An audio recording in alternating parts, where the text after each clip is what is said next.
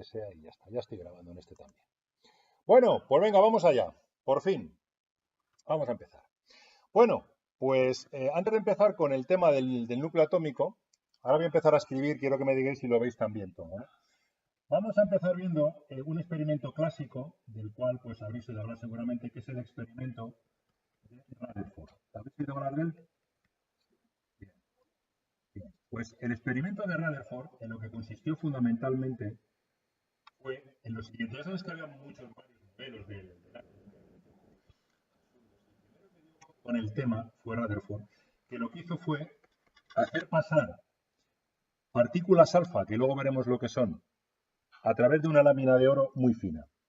Las partículas de alfa están cargadas con dos cargas positivas. En concreto son núcleos de helio, como veremos después, núcleos de helio, 2,4, helio. El caso es que son partículas positivas. Y aquí lo que puso detrás fue una pantalla que iba a recibir los impactos de las partículas alfa, entonces iban a dejar la señal. Y lo que observó fue que la inmensa mayoría de las partículas alfa pasaban la lámina de oro tan panchas.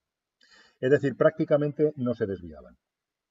Había unas pocas que sufrían una desviación, menos que sufrían desviaciones mucho más grandes, ¿no? ¿De acuerdo? Este fue el experimento. Entonces, él observó que la inmensa mayoría, como digo, pasaban el oro sin alterarse. La interpretación que le dio fue la que luego prácticamente se ha quedado ya para el átomo, y es que existe una parte del átomo que él llamó el núcleo, que es donde radica la carga positiva del átomo. Ahora veréis lo que significa Z. Entre ese núcleo positivo y lo que él supuso que era la corteza de electrones, porque evidentemente la materia es neutra. No podemos tener solamente el núcleo positivo, tiene que haber electrones negativos, y eso ya se sabía. Ya se había demostrado la existencia del electrón por aquel entonces, ¿no? La hipótesis suya fue que prácticamente se trata de un espacio vacío, donde el núcleo acumula prácticamente toda la masa del átomo, la acumula el núcleo, y acumula una carga positiva que después se compensa con la carga negativa de los electrones. ¿Me estáis escuchando bien todos? Sí. ¿Y estáis viendo todos bien cómo escribo? Perfecto. Es decir, prácticamente el átomo de Rutherford es un átomo vacío. Alguien se ocupó de hacer las dimensiones, y las dimensiones, si las extrapolamos, digamos, a una escala macroscópica, son espectaculares. O sea, alguien dijo que la relación que habría entre la distancia, digamos, entre el núcleo y los electrones de la corteza, los primeros electrones de la corteza, sería algo así como un alfiler, siendo la cabeza del alfiler el núcleo, colocado en el centro de un campo de fútbol y siendo la corteza electrónica las gradas del campo de fútbol. Es decir, el átomo estaría prácticamente neutro. Neutro, vacío, quiero decir. Estaría prácticamente vacío. Este es el modelo atómico de Rutherford, que es el que posteriormente ha perdurado, ¿no? Ya veremos después por qué la materia, evidentemente, no es vacía. Uno no puede atravesar las paredes, aunque la mecánica cuántica diga que existe una mínima oportunidad de que eso ocurra, no lo intentéis, evidentemente, ¿no? Porque las paredes suelen ser bastante sólidas. Entonces, ¿por qué la materia no es vacía? Bueno, pues ya lo veremos más adelante, ¿no? Vamos a empezar a estudiar cómo es el núcleo. ¿Cómo es el núcleo atómico? El núcleo está formado por muchas partículas, pero nosotros nos vamos a centrar en las partículas más elementales, que son lo que llamamos nucleones. Y estos nucleones son fundamentalmente de dos tipos. Protones, que nos vamos a simbolizar de esta manera, y neutrones, que nos vamos a simbolizar de esta. Neutrones porque evidentemente tienen carga neutra. Claro. Los protones tienen una carga positiva. Es decir, la carga del protón es exactamente igual a la carga del electrón, pero en positivo, claro. Es decir, 1,6 por 10 a la menos 19 coulombios. ¿De acuerdo? Esta es la carga del protón, en positivo. Claro, cuando decimos una carga positiva, uno tiende a pensar que se trata de carga 1. No, señor. Es porque, si decimos que es carga 1, es porque estamos tomando como unidad de carga la carga del electrón. Claro. Pero la carga en coulombios es 1,6 por 10 a la menos 19 coulombios. Es tanto la carga del electrón como la del protón. Una en positivo y la otra en negativo, claro. Los neutrones son, como digo, neutros. La masa de los protones y de los neutrones es muy parecida. Muy parecida. La masa, vamos a definir, de entrada, antes de poneros la masa, vamos a definir lo que es la unidad atómica de masa. Esto es un convenio. Aquí esto suele traer bastantes dudas, ¿no? La unidad atómica de masa es la unidad de masa que nosotros vamos a manejar cuando estemos hablando a escala atómica. Al igual que el gramo o el kilo o la tonelada son las unidades que manejamos cuando estamos trabajando en la escala macroscópica, la UMA, la unidad de masa atómica, o UAM, que también se le llama así, es la unidad que nosotros vamos a manejar a escala atómica. Es una unidad muy pequeñita, como ahora veréis.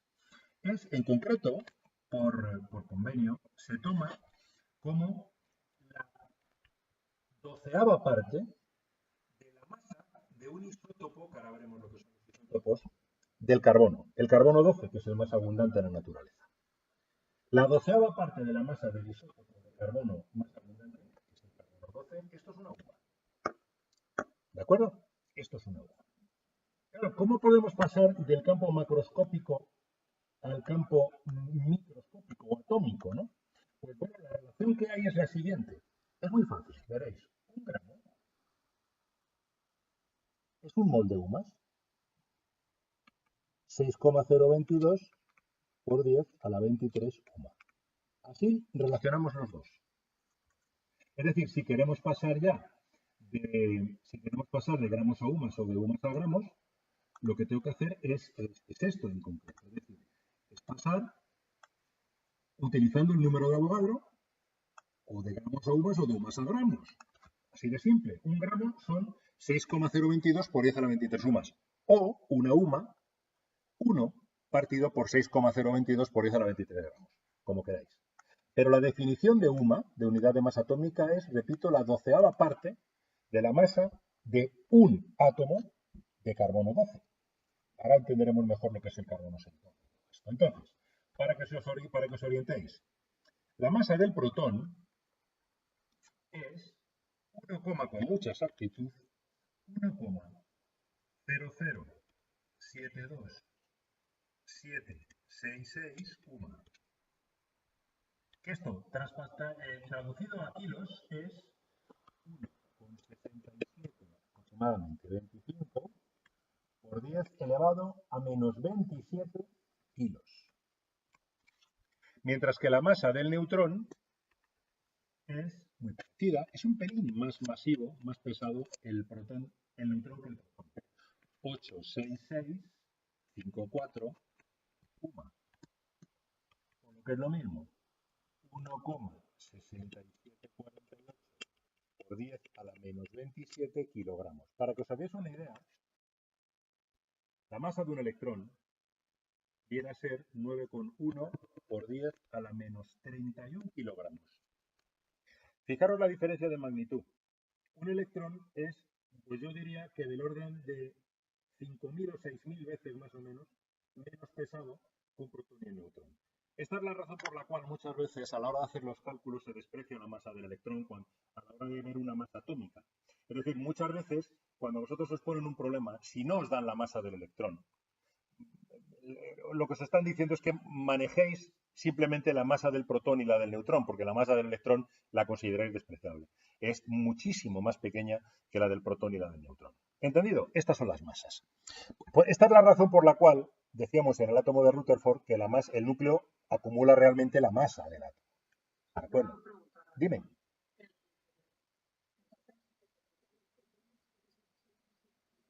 No, la masa del protón y del neutrón son datos. La masa del protón y del neutrón son datos. Esto no tenéis por qué saberlo de memoria. Hombre, a ver, ni la masa del electrón tampoco, si la necesitáis. Lo que pasa es que a base de utilizarla, pues se os queda como el número de Avogadro.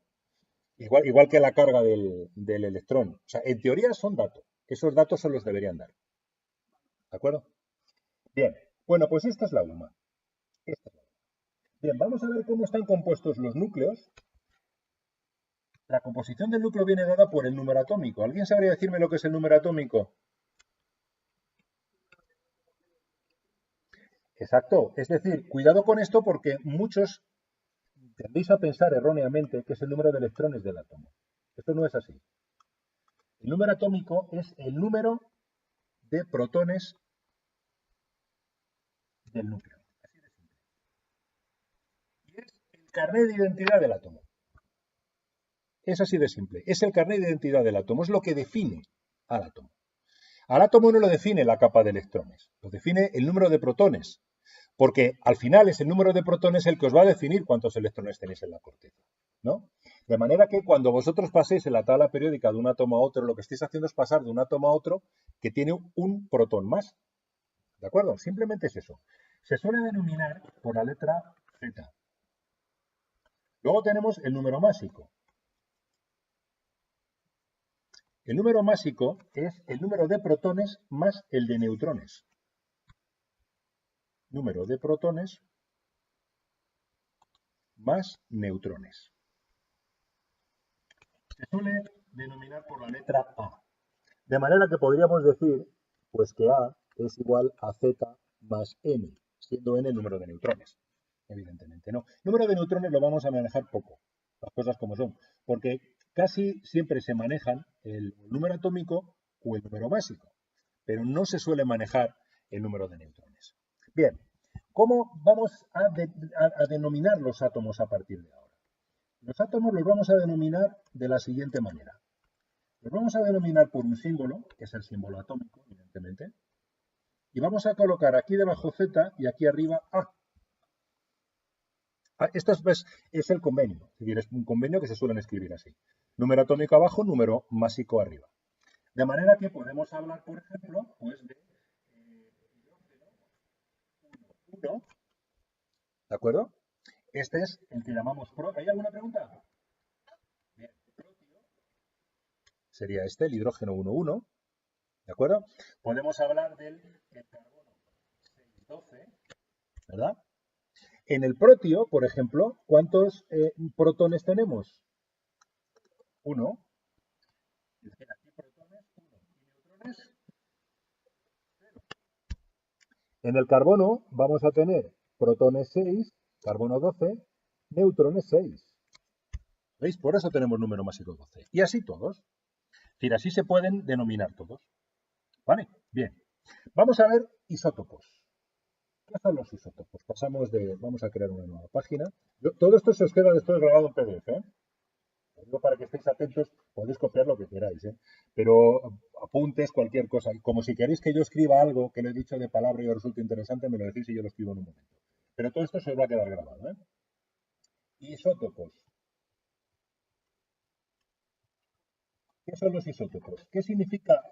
Descomponer la palabra, por favor. ¿Alguien sabría decirme si yo descompongo la palabra isótopos, qué significa? La palabra griega, ¿eh? Es una combinación de dos prefijos, un prefijo y un sufijo. Prefijo iso, ¿qué significa? Igual. Topos, ¿eh? Ese ya no lo sabéis, ¿eh? ¿Qué significa topografía? Es el estudio del lugar. Bien. Isotopo significa mismo lugar. Mismo lugar. ¿Y qué significa eso? Significa que dos átomos que son isótopos ocupan el mismo lugar de la tabla periódica. Es decir, son el mismo elemento. ¿Entendido? Ocupan el mismo lugar. Eso significa isótopo, literalmente. Mismo lugar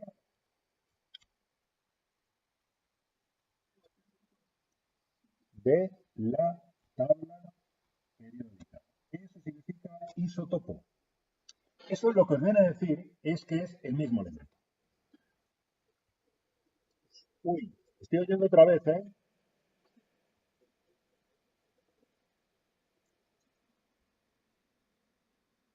¿Por?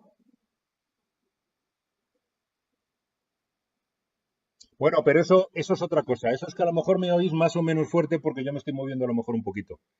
Pero, no, esto era un ruido. Ya se ha ido, ya se ha ido.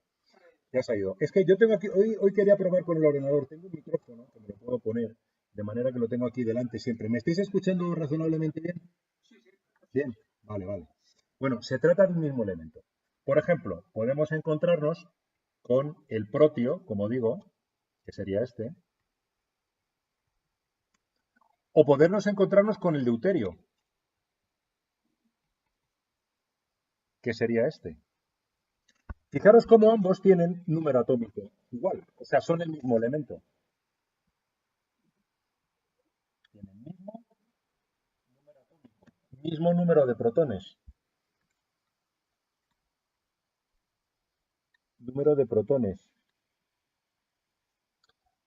Disculpad un segundo, que me está flasheando un poquito el lápiz también ahora. Mismo número de protones. ¿Qué tienen diferente el mismo número de diferente N? Y por tanto, diferente A.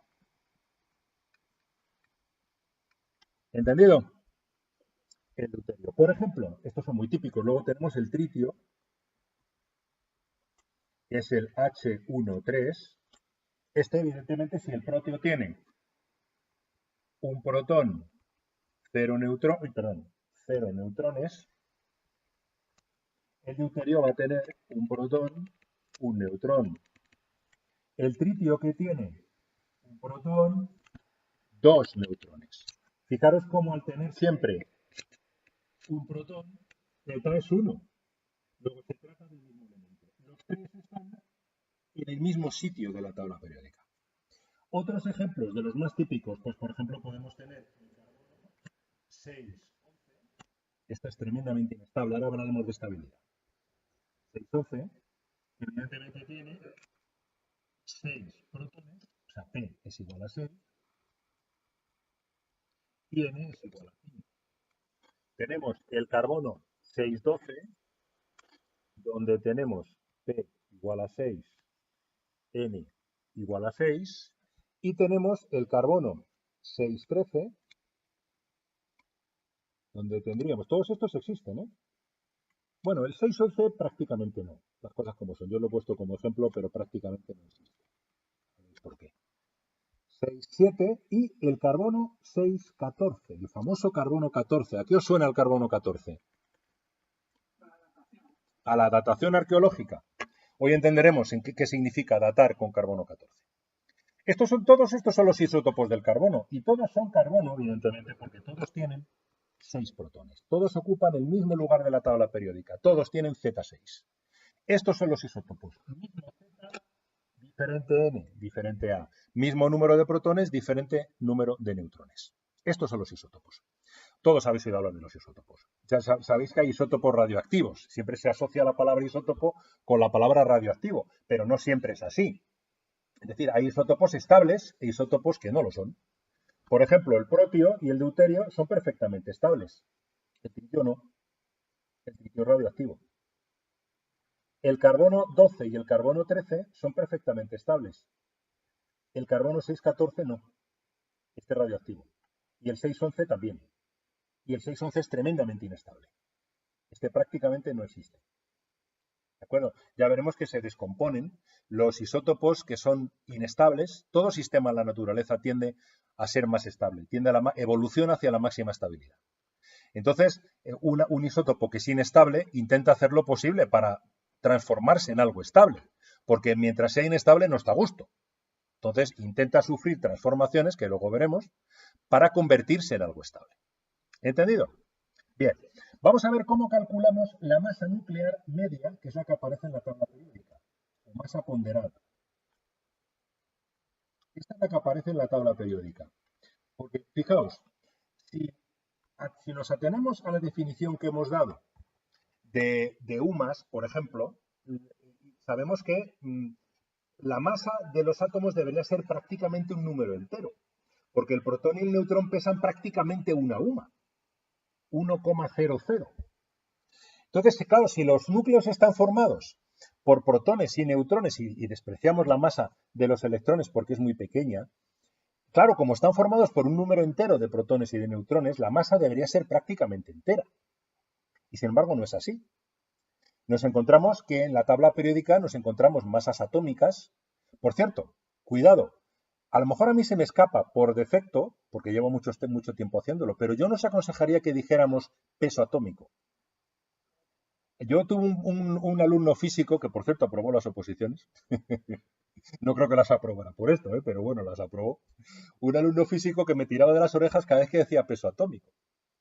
porque decía que eso no es correcto, es masa atómica. Claro, el peso es un concepto físico, es el peso, es una fuerza, ¿no? Entonces, vamos a intentar decir y poner masa atómica. Si yo digo peso atómico, pues ignorarlo. Imaginaos masa atómica, es que se me ha escapado. Pero bueno, vamos a utilizar masa atómica. Entonces, venga, masa ponderada. Si miráis la tabla periódica, veréis que hay muchas que son fraccionarias. O sea, fraccionarias que tienen decimales, vaya. Pero decimales en serios, ¿eh? O sea, si me meto en el p-table, no sé si tengo aquí el p-table, no lo tengo aquí. Bueno, sí, ¿esta es el p-table? Sí, yo creo que es esta.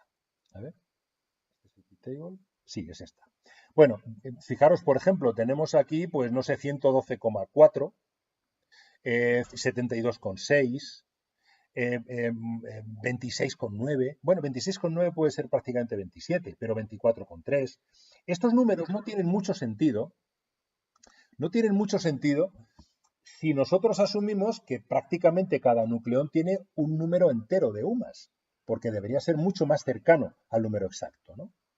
¿Qué es lo que ocurre? Que lo que nosotros vemos en la tabla periódica es la masa ponderada que nosotros vemos para ese elemento en la naturaleza. Y en la naturaleza ese elemento siempre está en forma de una mezcla de isótopos. Siempre. Entonces lo que observamos es la masa ponderada, que se llama. Que es la masa que tiene en cuenta la masa de cada isótopo y el porcentaje de riqueza de cada isótopo en la naturaleza. Entonces, ¿cómo calculamos la masa ponderada? De una manera muy sencilla. Vamos a llamarla así. Masa ponderada va a ser la suma de las masas de cada isótopo, que estas sí que son prácticamente exactas. ¿Entendido? Estas sí que son prácticamente exactas cada una de ellas. Por el porcentaje correspondiente de riqueza de cada uno de ellos y dividido entre 100. Esta es la masa ponderada. Y así es como nos saldrá, utilizando la masa de cada isótopo y su riqueza, nos aparecerá de esta manera la masa que aparece en la tabla periódica. ¿Cómo os ponen los problemas de masa ponderada? Son muy facilitos, ¿eh? O bien os piden la masa de un determinado isótopo y os dan la masa ponderada, o bien os dan la masa de todos los isótopos y os piden la masa ponderada. Pero es una tontería, no hay más que aplicar la fórmula. Lo único es que tendréis la incógnita en un lado o en otro, pero por lo demás es una tontería. Son problemas muy facilitos. ¿De acuerdo? Muy, muy facilitos. Bueno, esto es en cuanto a la masa ponderada. Este es el primer tipo de problemas que os pueden poner de núcleos. Vale, vamos a entrar ya en el tema de la estabilidad nuclear. Luego ya pasaremos a la radiactividad. Estabilidad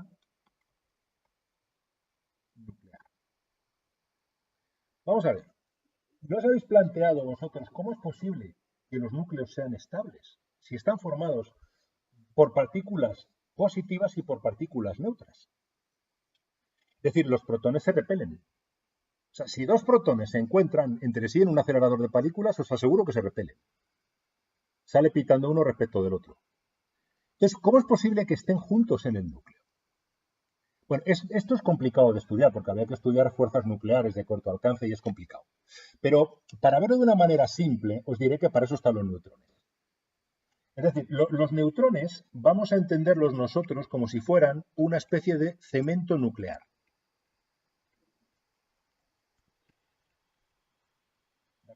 Es decir, son imprescindibles, porque si solo tuviéramos protones, se repelerían y el núcleo no podría existir. Entonces, los neutrones van a actuar como una especie de cemento nuclear. No es que sea un superglue, como dicen por ahí en algunos libros que te pegan los protones. Hombre, se intercambian unas partículas más pequeñas, que de esas no vamos a entrar, porque eso sería meternos en física atómica ya de más nivel, que a lo mejor lo dicen en física, pero de luego no en química. Entonces, se intercambian unas partículas de manera que permanecen unidos. Claro, si se trata de un cemento nuclear, vosotros imaginad que vais a hacer una pared. En una pared, si vais a hacer una pared con ladrillos y cemento, imaginaos que los ladrillos son los protones y los neutrones son el cemento. Si sabéis algo de albañilería, deberéis saber que si vais a hacer una pared no podéis poner ni mucho ladrillo y poco cemento, ni poco cemento y mucho, perdón, al revés, ni mucho cemento y poco ladrillo. Es decir, tiene que estar compensado, porque si no la pared no tiene resistencia, no tiene la resistencia adecuada, ¿no? Y eso también pasa aquí. ¿Qué quiere decir esto? Que para un número determinado de protones tiene que haber un número mínimo de neutrones para que el núcleo sea estable. Pero tampoco pasarnos, como veremos ahora. ¿Entendido? Están en relación uno con el otro. ¿De qué manera? Veréis, os voy a dibujar aquí una gráfica que es muy, muy represento el número de neutrones frente al número de protones y hago la bisectriz del primer cuadrante, donde ambos serían iguales, me sale una cosa así para los núcleos estables. Hay una franja de estabilidad nuclear. Los núcleos estables son los que están dentro de esa franja. Aquí lo voy a juntar un poquito más. Veréis, más o menos como por Z10 aproximadamente, que sería A20. Esto lo voy a borrar porque lo veo. En Z10, que sería el número atómico 10, el número atómico 10 es el neón. ¿De acuerdo? Sería helio, neón, sería flúor, neón, sí. 10. Bueno, pues aquí tendríamos 10, tendríamos para este átomo A sería 20, ¿no? Vale, pues los núcleos estables hacen una cosa así. A partir de aquí se separan ya de la línea y dan una franja. ¿Qué significa esto? ¿Cómo lo interpretamos esto? Pues lo interpretamos de la siguiente manera. Si los átomos son pequeños, es decir, hasta Z10, la estabilidad se consigue de una manera muy fácil, poniendo igual cemento que ladrillos. La estabilidad se consigue con Z igual que N. O bien, con un neutrón más. ¿De acuerdo? Aunque son estos átomos que llevan un neutrón más, a veces son abundantes, pero ya son más raros. Es decir, normalmente es Z igual a N para estos átomos pequeños, ¿vale? O bien, como digo, tener N más 1. O bien tener N más, o bien que N, perdón, sea Z más 1. Eso es, que N sea Z más 1. Eso es lo que quería poner. O bien que N sea como mucho más 1. Y esto se ciña a los ejemplos que hemos visto. Por ejemplo, este es estable. Este es estable. Pero este es radioactivo. ¿Entendido? Ese ya es radioactivo. Lo mismo, algo parecido para el carbono. El carbono 612 es estable. El carbono 613 es estable. Poco abundante, pero estable. El carbono 614 es inestable, este ya es radioactivo. Fijaros que lo que nunca puede pasar para que el núcleo sea estable es que haya menos neutrones que protones. ¿Entendido? Eso nunca. O sea, por debajo de la línea no hay átomos estables. Es decir, si Z, o si N, mejor dicho, es menor que Z, pues entonces el núcleo es inestable, per se. Eso es imposible, porque sería poner poco cemento. ¿De acuerdo? Inestable. Eso es lo que nos encontramos, por ejemplo, en el carbono 611. Sería, por ejemplo, el carbono 611 es inestable. Este núcleo va a tener, luego lo veremos, una vida media muy cortita. Muy, muy cortita. Así que ya sabéis, para átomos pequeños, Z igual a N, estabilidad. En cuanto ya son un poquito más grandes, entonces se necesitan más neutrones de lo que serían, digamos, necesarios para átomos más pequeños. ¿Lo veis? En este caso ya N tiene que ser mayor que Z. Claro, pero uno no se puede pasar. Por eso la franja de estabilidad es esta. Dentro de esta franja es estable. Ni por encima es estable, ni por debajo es estable. ¿Lo entendéis? En toda esta zona de aquí, inestable. En toda esta zona de aquí, inestable. Es una pequeña franja que hay aquí. Y que aquí se ajusta a la bisectriz del primer cuadrado. Así que estos son los núcleos estables. Si no son estables, ¿qué son? Radioactivos. Así de simple. No vamos a entrar en cuestiones de paridad o no paridad del número atómico másico, porque eso, pues bueno, es complicarnos un poco la vida y tampoco merece mucho la pena. Pero, por ejemplo, si vosotros miráis la tabla periódica, observaréis que hay átomos que son radioactivos, átomos que son estables, e incluso hay algún átomo que ha sido producido artificialmente, como el tecnecio. ¿Qué significa que un átomo haya sido producido artificialmente? Pues significa que en la Tierra, en la corteza terrestre, ese átomo no existe. ¿Significa que nunca ha existido ese átomo? No. No. Lo único que significa eso es que la vida de la Tierra es más larga que la vida de ese isótopo. Y a lo mejor se formó, al principio, cuando se formó la Tierra, primigeniamente, a lo mejor estaba ese isótopo allí. Pero como se ha descompuesto más rápidamente que la vida de la Tierra, en el momento en el que estamos ahora no encontráis ni un solo isótopo de esos. Encontráis los productos de la desintegración, pero no él. Eso es lo que pasa con el tecnecio, por ejemplo. El tecnecio se ha generado en los laboratorios, pero tiene una vida media bastante corta. Y el otro día leí, por ejemplo, que se había descubierto un elemento en Japón, un elemento con número 119, número atómico 119 nada menos. O sea, fijaros que aquí tenemos el 118, habían descubierto uno con el 119 que sería un alcalino, caería debajo del francio. O sea, eso es posible que sea así. Todos estos elementos que veis aquí, todos estos que veis en gris, son inestables. Se han generado en los aceleradores de partículas. Cuando yo estudiaba, nos quedamos prácticamente, era Rutherfordio y Amio, esos eran los últimos. Yo cuando estudié esto, hace unos 30 años más o menos, que terminé la carrera, todos los demás no existían. Todos estos se han generado después, en los aceleradores de partículas. Claro, hablar de que tenemos al átomo es un poco absurdo, porque a lo mejor la vida media de ese elemento es, yo que sé, picosegundos. O sea, sirve simplemente para detectar la masa y poder publicarlo, porque son tan inestables, átomos tan enormes, tan inestables, que no pueden existir. Veréis, el átomo más grande que puede existir como estable es un isótopo del plomo. Por encima del plomo ya son radioactivos, todos. El plomo es el último elemento, repito, que puede existir como isótopo estable. Es el último. ¿Perdón? No, os decía que el plomo es el más grande de los elementos, el más grande que puede existir en forma de un isótopo estable. ¿De acuerdo? Todos los demás, por encima del plomo, todos son radioactivos.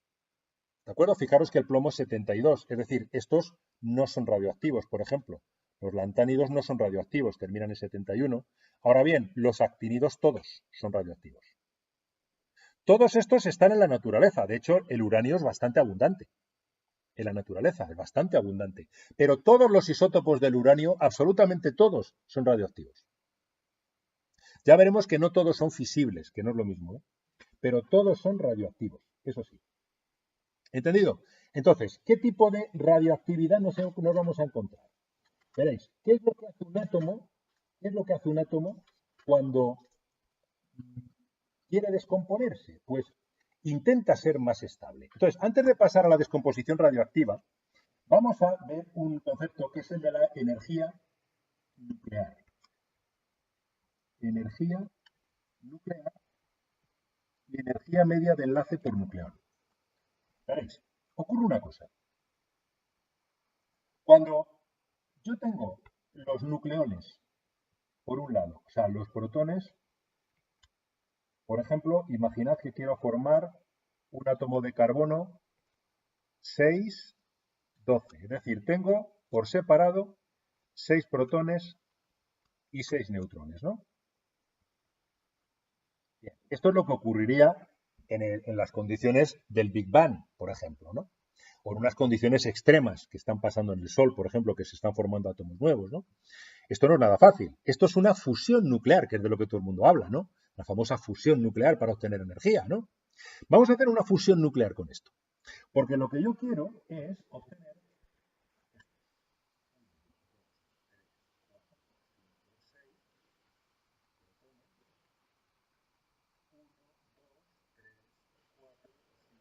seis neutrones. ¿De acuerdo? Este es el núcleo carbono 612. Ya formado. ¿Qué me encuentro? Me encuentro que si yo hago la suma 6 por la masa del protón más 6 por la masa del neutrón, y tengo aquí la masa del núcleo ya formado, del 612, masa del carbón 612, me encuentro una cosa muy curiosa. Me encuentro con que la suma esta es mayor que la masa del núcleo. Es decir, diréis, bueno, ¿y dónde está el famoso principio de conservación de la energía de Lavoisier? ¿De qué he dicho? ¿De la energía? No, de la materia. De la materia de Lavoisier, ¿no? Pues el principio de conservación de la materia de Lavoisier no aplica. No aplica cuando estamos hablando de reacciones nucleares, porque en realidad no es exacto. No es exacto. De lo que tendremos que hablar a partir de ahora es de principio de conservación de masa y energía. Porque masa y energía están íntimamente relacionadas por la ecuación celebérrima ecuación de Albert Einstein. mc cuadrado. Están relacionadas por la ecuación de Einstein. Entonces vamos a hablar a partir de ahora del principio de conservación del conjunto masa-energía. Porque la masa, a partir de este momento de la teoría de la relatividad, la masa es considerada una forma extremadamente concentrada de energía. Hasta el punto de que toda una masa se puede convertir hipotéticamente en energía. Y en teoría y viceversa. Es decir, la viceversa ocurrió en el Big Bang y ocurre en los aceleradores de partículas. ¿De acuerdo? Que se generan partículas a partir de la energía, ¿no? Y se cumple la ecuación de Einstein. Se cumple. Es decir, masa y energía están íntimamente interrelacionadas. Repito, la masa no es más que una forma extremadamente concentrada de energía. ¿Qué significa esto? Que cuando se forma un núcleo a partir de sus nucleones por separado, se desprende una enorme cantidad de energía. Esta es la energía nuclear.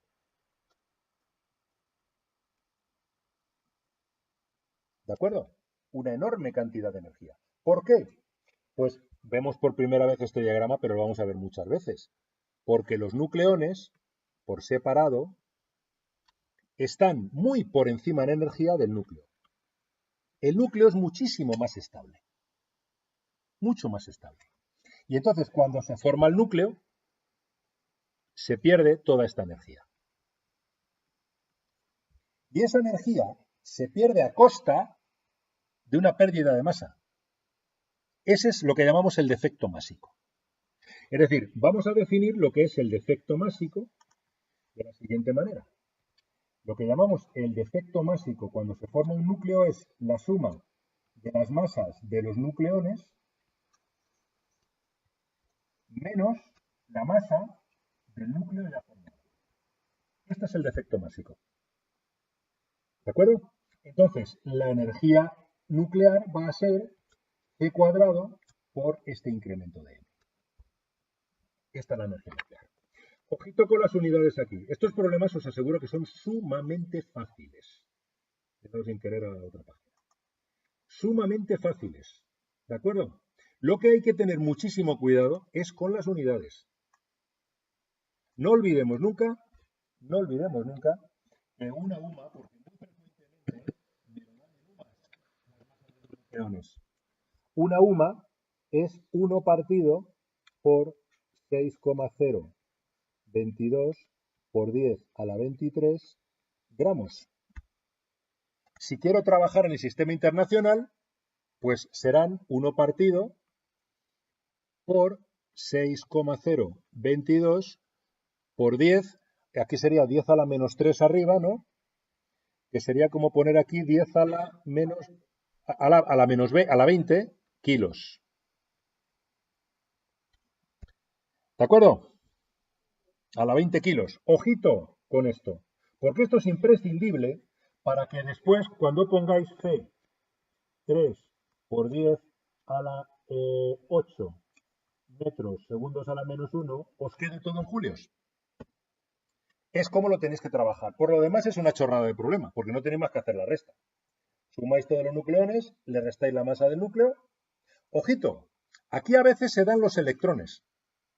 Y en lugar de poneros núcleo, se pone átomo. Entonces, hay otra versión que sería la siguiente. Si trabajamos con un átomo, esto sería si trabajamos con un átomo, y esto si trabajamos con un núcleo. De hecho, tenéis que verlo muy bien en el enunciado, porque los dos son equivalentes, pero tenéis que ver qué os están dando, ¿no? Sería el sumatorio de la masa de los nucleones más la masa de los electrones menos la masa del átomo. Os va a dar lo mismo. ¿De acuerdo? Os va a dar exactamente igual. El problema sería igual. Solo que tendríais que sumarle la masa de los electrones, evidentemente. Nada más. Eso os tenéis que fijar bien en el enunciado. Vale, esta es la energía de nuclear, digamos. Luego está la energía de enlace por nucleón. Dime.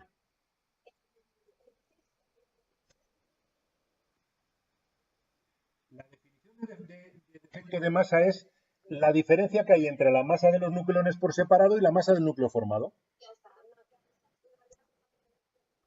Claro, esto es lo que se va a relacionar con la energía, porque esta es la masa que se pierde y que por tanto se transforma en energía. ¿De acuerdo? Bien, entonces, la energía media de enlace por nucleón se define de esta manera.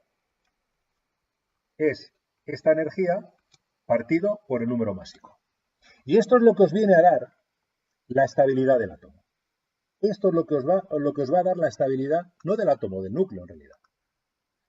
¿De acuerdo? La energía media de enlace por nucleón. Porque, claro, un átomo muy grande se forma a partir de muchos nucleones. Y entonces a lo mejor se desprende una enorme cantidad de energía y uno pudiera pensar que es un átomo muy estable porque se ha desprendido mucha energía. Pero lo interesante no es la energía que se desprende en sentido absoluto, sino la energía por nucleón. Porque en un átomo muy grande, que sea más grande que el plomo, ese átomo no va a ser estable. Por eso hay que dividir al final por el número de nucleones. Y esta es la energía que a mí me va a dar, esto es lo que me va a relacionar la estabilidad nuclear. ¿Entendido? Oye, ¿qué soy ahora, no? ¿Veis cómo todo se arregla? Si al final es cuestión de arrancar. Bueno, ya está. ¿Esto se ha quedado claro? Energía nuclear, energía media de enlace por nucleón. La relación que hay entre el defecto másico y la energía se va a dar en cualquier reacción nuclear. No tiene por qué ser la formación de un núcleo. Si vosotros tenéis una reacción nuclear, como luego veremos alguna, tenéis que ajustar, como veremos después, el número atómico, el número másico, lo tenemos que ajustar todo. Al final, si hay una energía que se desprende, se hace a costa siempre de un defecto másico. La masa de las cosas que vosotros estáis metiendo en la reacción es mayor, que la masa de las cosas que obtenéis en la reacción. ¿La conclusión cuál es? Que se ha perdido una masa y esa masa se transforma en energía. Entonces, la energía nuclear es enorme. Es enorme porque va multiplicada por el factor c cuadrado, que es la velocidad de la luz al cuadrado.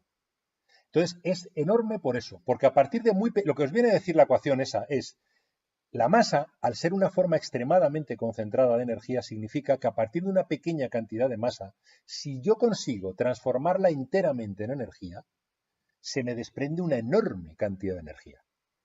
Eso no se puede. Actualmente solo se consigue en una reacción de fusión. Solo se consigue eso prácticamente en una reacción de fusión. Pero aún así, siempre se forma un núcleo al final, con lo cual la masa que se mete al principio nunca se transforma enteramente en energía. ¿Entendéis? Nunca. ¿Vale? Bien. No, de fusión. En un reactor de fusión, tú coges, por ejemplo, dos átomos de deuterio y sacas un átomo de helio. Eso es. A la hora de sumar, nunca vas a poder obtener, nunca, vas a obtener toda la energía correspondiente a la masa que tú has metido. Nunca. ¿De acuerdo? Para eso necesitarías unas condiciones absolutamente extremas y solamente ocurre pues, en el Big Bang y a lo mejor en el Sol. No sé si esta sonda que acaban de mandar al Sol pues conseguirá arrojarnos un poco de luz al respecto. Pero bueno. Bueno, pues nada, este es el defecto de masa, esta es la energía media de enlace por núcleo. ¿Estáis tecleando alguno? Pues suena, ten cuidado. Suena mucho, suena mucho. Vale, vamos a ver. Entonces, ¿qué vamos a ver ahora? Vamos a ver ya las desintegraciones radiactivas. Vamos a ver cómo se desintegran los átomos. Hay 4 tipos de desintegraciones radiactivas. . . . . . . . . . . . . . . . . . . . . . . . . . . . . . . . . . . . . . . . . . . . . . . . . . . . . . . .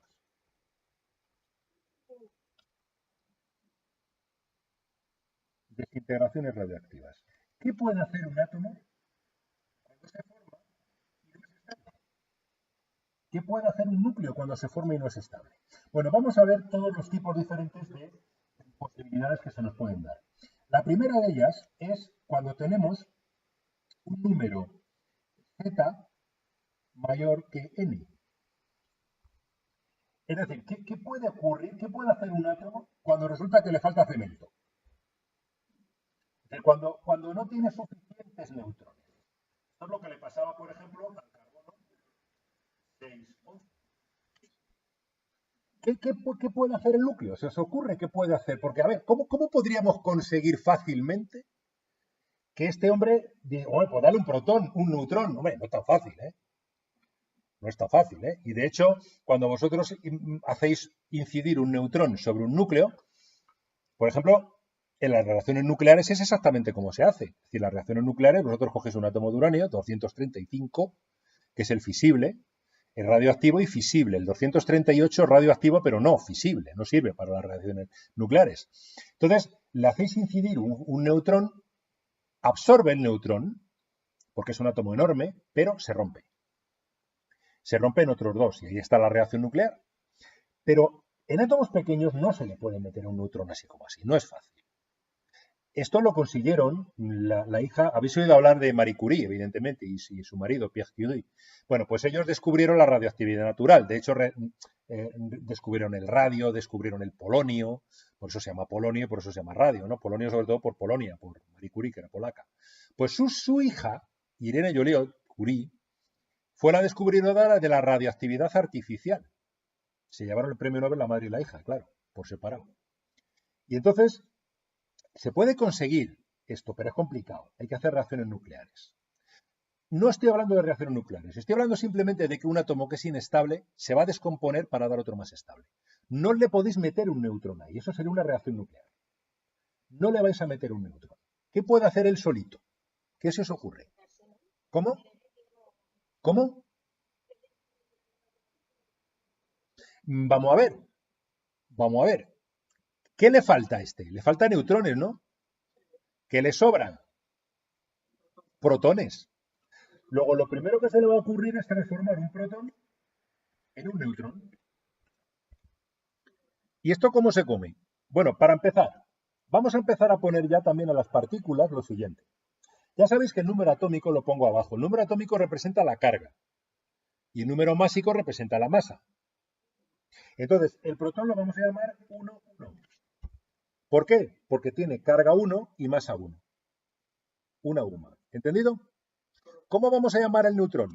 El neutrón lo llamaremos 0, 1. Porque no tiene carga, pero tiene masa.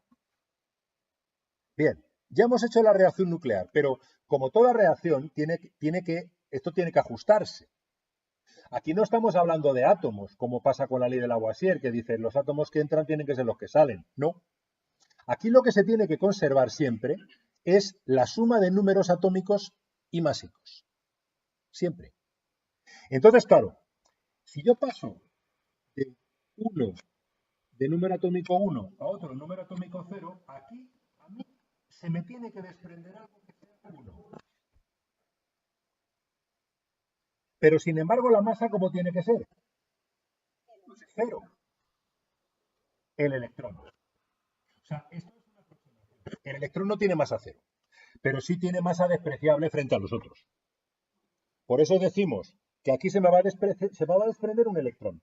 Pero este no es un electrón.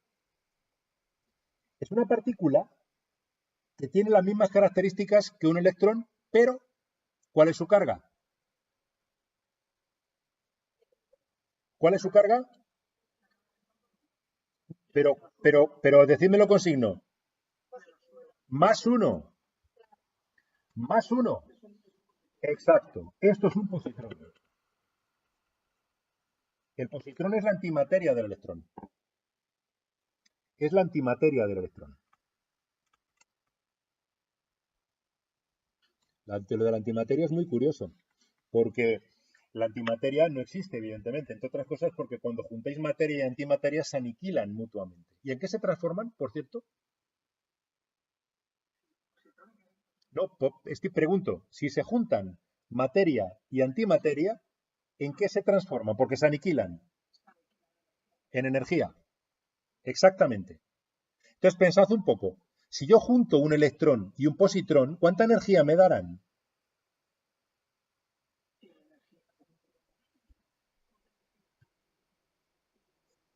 Exacto. Aplicaré la ecuación de Einstein.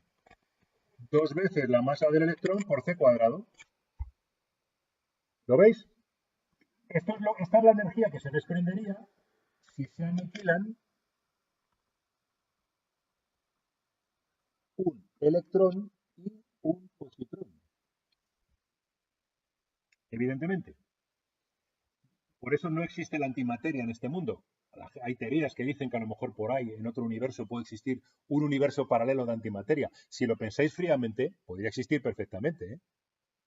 Lo único es que no es compatible con el nuestro, pero podría existir perfectamente. Es decir, los átomos podrían estar formados perfectamente por antimateria de protón, que serían protones negativos, y estarían rodeados de positrones.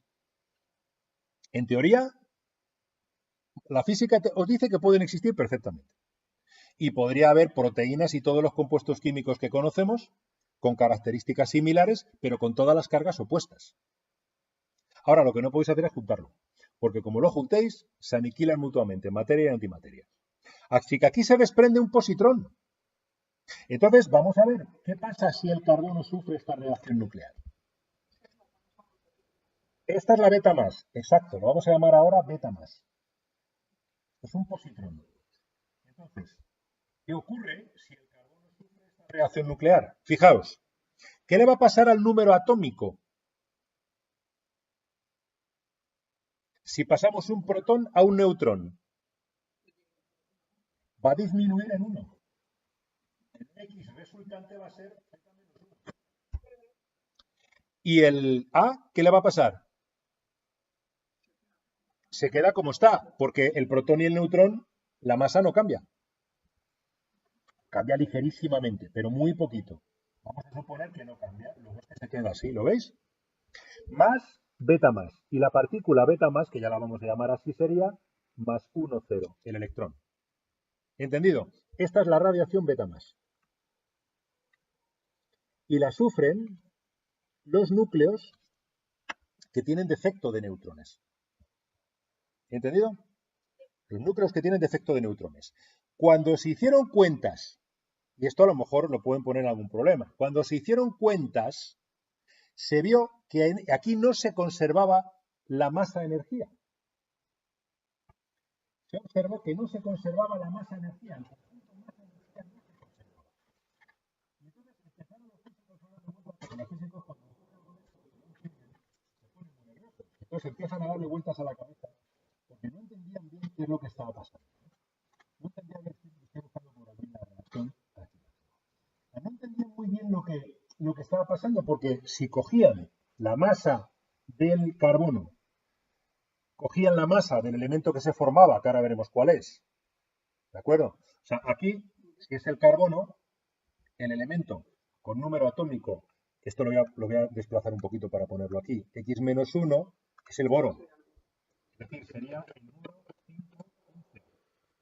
Este isótopo es estable, porque fijaros que ya tiene un solo neutrón más que protones. Este ya es estable. ¿Veis? Este ya sería estable. Entonces, se ha desprendido un beta más. Pero repito, los físicos se dieron cuenta de que no se conservaba el conjunto masa energía. Y se empezaron a poner muy nerviosos. Y entonces dijeron, aquí se está desprendiendo otra cosa. Pero se está desprendiendo otra cosa que no tiene ni carga ni masa. Esto lo hicieron para ajustar el spin. Esto es afinar mucho ya. Pero bueno, os lo voy a poner para que lo sepáis.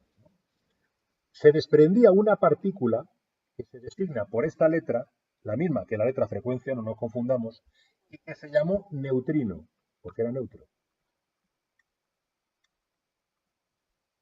Neutrino. ¿De acuerdo? Entonces, la radiación beta más en general se puede poner de la siguiente manera. De un X beta A pasamos a un I, por ejemplo, beta menos 1A, más la radiación beta más, que es un positrón, que es 1, 0, más neutrino. Y así ya se conservaba todo. Ya se quedaron tranquilos los físicos. Porque ya conseguían, de alguna manera, compensar masa, energía, spin, todo. Neutrino. Los neutrinos son unas partículas muy curiosas, porque al no tener carga ni prácticamente masa, no interaccionan con nada. Prácticamente no interaccionan con nada, prácticamente. Los detectores de neutrinos, ¿sabéis cómo son? Son depósitos enormes llenos de agua pesada, porque el agua pesada tiene la característica de que absorbe neutrinos. Y entonces están en determinadas zonas porque los neutrinos nos están atravesando la Tierra como el que atraviesa la mantequilla. Constantemente estamos recibiendo un chorro permanente de neutrinos por parte del Sol. Y os lo podéis imaginar atravesando toda la Tierra, pero no parándose ante nada, porque no interaccionan con la materia prácticamente. Solamente un pequeñísimo porcentaje interacciona y a veces da determinados fenómenos, por ejemplo con el agua pesada, ¿no? Da la famosa radiación Cherenkov, no sé si la habéis oído, muy, muy bonita, porque se generan unas partículas que en el agua pesada van a mayor velocidad que la luz en ese medio, en el agua, ¿no? O sea, van más rápidas que la luz, no lo malinterpretéis, no van más rápidas que la luz en el vacío porque eso es imposible. Van más rápidas que la luz en ese medio, en el agua pesada. Y entonces, cada vez que absorben un neutrino, se ve un cono de luz que es precisamente la partícula que se ha desprendido después de haber absorbido el neutrino. Eso se llama la radiación Cherenkov y se observa en estos sistemas de detección de neutrinos. Muy interesante. Bueno, pues esta es la primera radiación. Esta no es peligrosa en absoluto, te lo digo. Esta radiación no es peligrosa. La siguiente tampoco. La siguiente es la beta menos. Yo he trabajado con emisores beta menos. Yo he marcado, trabajando en un laboratorio, yo he trabajado muchos años en un laboratorio haciendo química orgánica y química médica. Y una vez pues me encargó mi jefe que me fuera a marcar unas moléculas con un isótopo radioactivo, con tritio en concreto, ¿no? Y la tuve que marcar, o sea, tuve que meter un átomo radioactivo con reacciones químicas en mi molécula, ¿no? Y no es peligrosa en absoluto, es decir, no exige más medidas de seguridad que ponerte unos guantes y la bata, no tiene ningún peligro. La beta más y la beta menos no tiene ningún peligro, porque tiene muy poquita energía. Veréis, si resulta que tengo exceso de neutrones, entonces se me da el caso contrario. Habiendo entendido esta, hasta la vais a entender muy bien. Este es el caso que tenemos en el carbono 614. Entonces, ahora lo que vamos a hacer es transformar, evidentemente, lo que me sobra, que es un neutrón, lo vamos a transformar en un protón, que es lo que me falta. Claro, lo que se me va a desprender ahora tiene que tener carga menos uno. Y más a cero, un electrón. Esta es la radiación beta menos, que son electrones, tal cual. Cuando se descubrió esta radiación, los físicos alucinaron. Porque, claro, ¿cómo es posible que salieran electrones de un núcleo? Porque estos electrones no eran los de la corteza. Estos electrones eran del núcleo. Salían del núcleo, ¿no? Pero si en el núcleo no hay electrones, ¿no? Si los tenéis. Se producen como consecuencia de esta radiación, de esta reacción nuclear. Entonces, ahora el X, fijaros que, ¿veis? Ha subido, el Z ha subido 1. Es decir, ahora vamos a tener un X que va a ser Z más 1 y el A se va a mantener otra vez. Se pierde una partícula beta menos, que es menos 1, 0, y otra partícula que es un antineutrino, la antipartícula del neutrino.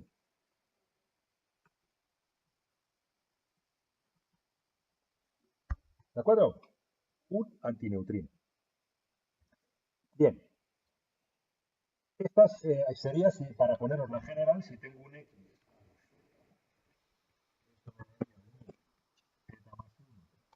ahora vemos lo que daría, más el beta, un menos 1, 0, más el antineutrino.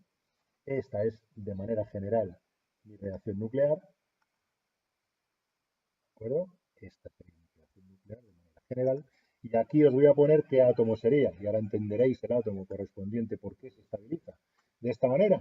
Porque si vamos a tener un número atómico 7, ¿de quién estamos hablando? de nitrógeno, el átomo nitrógeno 714 es perfectamente estable. ¿Vale? Es perfectísimamente estable, no hay ningún problema con este átomo. Absolutamente ninguno. ¿Vale? Y el antineutrino. Ya está, ya tenemos las reacciones beta más y beta menos. Esta es muy importante, esta sí que se da mucho. De hecho, ocurre lo siguiente. Ya veremos luego después cuando estudiemos la desintegración radioactiva, que lo veremos dentro de un momento, ¿cómo es posible que haya átomos de carbono 14? Pues porque se generan a partir de reacciones nucleares con el nitrógeno. El nitrógeno en las altas capas de la atmósfera recibe radiación solar de muy alta energía y se transforma en carbono. ¿De acuerdo? Sufre una reacción nuclear y se transforma en carbono. Ese carbono se incorpora a la atmósfera como CO2. Y ese CO2 radioactivo se incorpora a las plantas y de las plantas a los animales. Por eso, tanto a las plantas como cualquier ser vivo que hay en la Tierra es radioactivo, porque en todas nuestras moléculas carbonadas, y tenemos unas cuantas, si contamos proteínas, ácidos nucleicos, moléculas metabólicas, en fin, todas las moléculas orgánicas que hay en nuestro cuerpo, hay un pequeño porcentaje de ellas de carbono 14. Pequeño porcentaje de átomos de carbono que son carbono 14. Al igual que en el agua de nuestro cuerpo, que tenemos más de un 80% de agua, pues hay un pequeño porcentaje de agua tritiada, o tritio. Y esos porcentajes son constantes en la naturaleza. Siempre se mantienen. Siempre. ¿De acuerdo? Es debido a esto, precisamente. Bien, vamos a ver la tercera desintegración radioactiva. La tercera desintegración radioactiva es la radiación alfa. ¿Cuándo se da esta?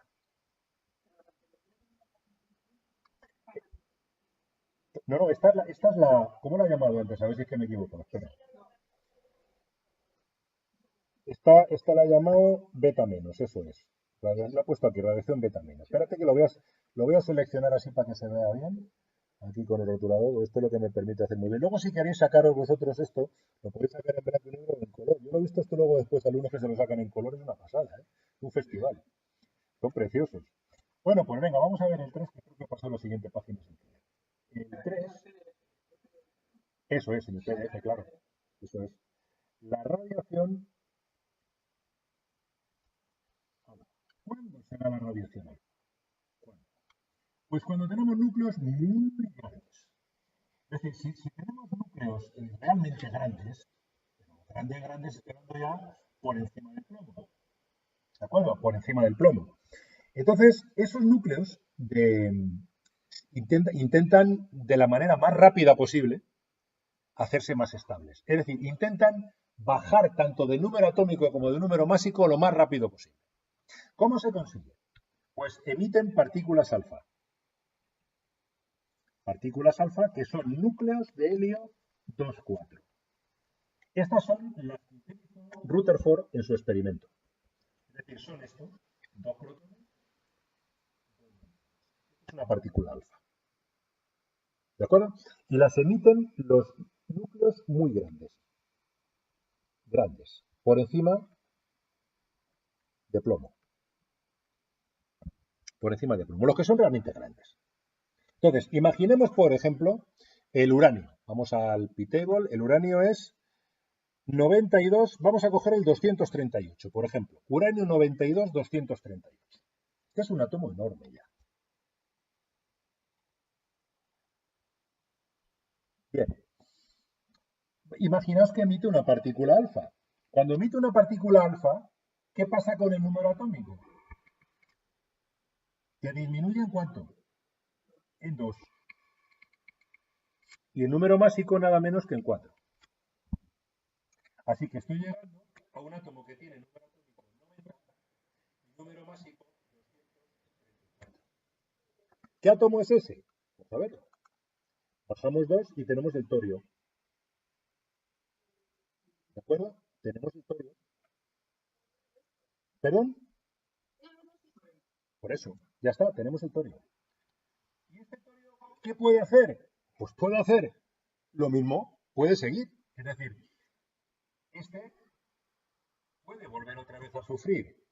Si de aquí sale una partícula alfa, o alfa, como queréis ponerlo, si surge una partícula alfa, Ahora estaremos en uno que es 88, 230 y así sucesivamente. Es decir, el 88, ¿cuál es? El 88 es sí, 87, el radio. Sigue siendo radioactivo, ¿eh? Sigue siendo radioactivo. Y así sucesivamente hasta llegar al plomo más estable. ¿Entendéis? Conjuntamente con estas pueden ocurrir también desintegraciones beta más que beta menos, mejor. Normalmente se combinan las beta menos con las alfa, pero en los que son realmente grandes es la desintegración alfa la que funciona. Fijaros, después del radio, ¿cuál viene? Que este es interesante. Vamos a ver uno más. Después del radio, si emite otra partícula alfa, estaríamos en un 86, 226. 86, ¿qué átomo es? 86 es radón. Interesante, es un gas noble. ¿No habéis oído hablar de la radioactividad de la Sierra de Madrid? Sí. ¿A que sí? Pues es debido al radón, fundamentalmente. O sea, la Sierra de Madrid, como toda sierra granítica, tiene mucho uranio. O sea, hombre, tampoco es que haya minas de uranio por aquí, ¿no? Pero en fin, que hay un buen porcentaje de uranio, ¿no? Y entonces, sí, el uranio es radioactivo, perfecto. Y por lo tanto, tenéis uranio y tenéis los productos de la desintegración radioactiva del uranio. Tenéis plomo al final también, pero uno de los productos de la desintegración radioactiva del uranio es el radón. Entonces, claro, ¿qué pasa con el radón? El radón es un gas noble, pero es un gas noble muy pesado, mucho más pesado que el aire. Entonces, cuando se forma el radón, se queda en las partes bajas. Y esto es lo que ocurre, por ejemplo, en los sótanos de las casas de la Sierra de Madrid. Que si vais con un contador Geiger, a lo mejor os pegáis un susto. Es un gas noble, pero es muy pesado. Es más pesado que el aire. Es radioactivo, por supuesto, porque es más grande que el plomo. El plomo no olvidéis que es 82. El plomo es, eso es, se queda en la parte baja. Si vais a los sótanos, por ejemplo, o a una mina o una cueva que profundice, la concentración de radón que hay ahí es bastante significativa. Y eso lo podéis medir en función de la radioactividad. Y si tenéis ahí un contador Geiger, os podéis pegar un susto, porque os va a marcar radioactividad, ¿eh? Os va a marcar radioactividad. Esa es una radioactividad con la que ha vivido pues toda la gente, todo el mundo que vive en la Sierra de Madrid. O sea, no hay por qué preocuparse, porque es una radioactividad que es del orden de la radioactividad natural. Entonces, pues bueno, tampoco hay que preocuparse. Pero es así, está ahí. Yo hice el curso de supervisor de instalaciones radioactivas y hay que tener muy claro una cosa con la radioactividad, no hay que tenerle miedo. Lo que hay que tenerle es respeto, saberla manejar y nunca miedo, porque está ahí. Es decir, o sea, nos puede dar mucho miedo, pero es que está ahí, estamos sometidos a ella. Entonces, los daños que provoca la radioactividad, en general la radiación, son daños que están dados exclusivamente por la probabilidad y por la exposición. Cuanto más expuesto está uno, más probabilidades tiene de tener un problema. Eso es evidente. ¿Vale? Pero se trata simplemente de eso. No hay que exponerse mucho y si uno se expone tiene que estar protegido. ¿Entendido? Esta es la radiación alfa. Y finalmente, dime, sí, sí, en relación con otros terrenos no graníticos, la concentración de uranio es bastante mayor. Finalmente tenemos la radiación gamma. Esta es realmente peligrosa. La radiación gamma es radiación electromagnética. Es radiación electromagnética, pero es de altísima energía.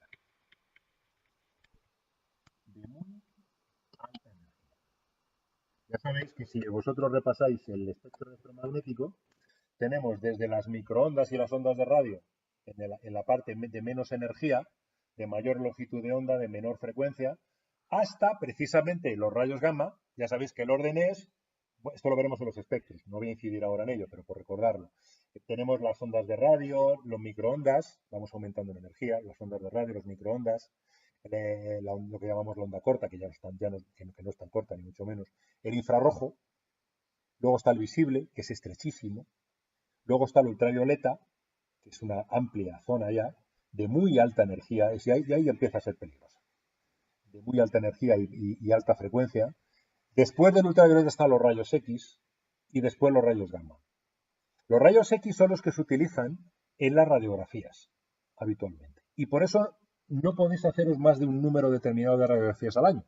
Salvo que estés muy justificado, no os van a mandar más de un número determinado de radiografías al año.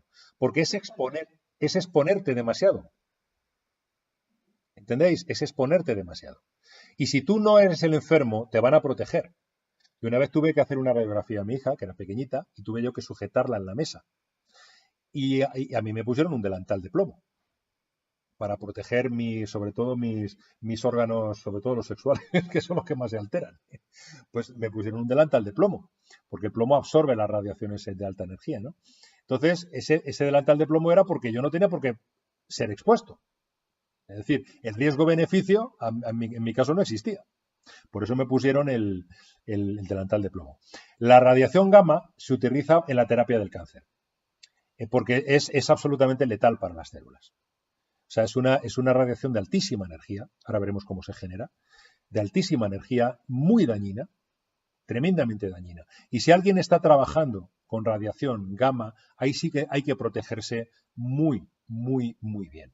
Es decir, un emisor gamma no puede salir de alguna zona a la que esté confinado y rodeado siempre por unas paredes de plomo o unas paredes de vidrio plomado, de manera que no deje salir la radiación de allí, porque es realmente muy peligrosa.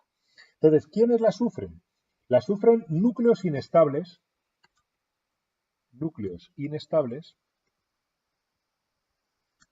que se desexitan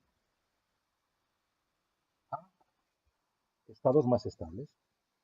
Es decir, el núcleo no cambia a estados más estables. Es decir, el núcleo no va a cambiar ni el número atómico ni el número másico.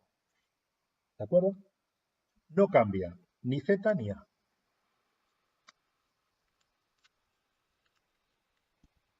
No cambia el núcleo.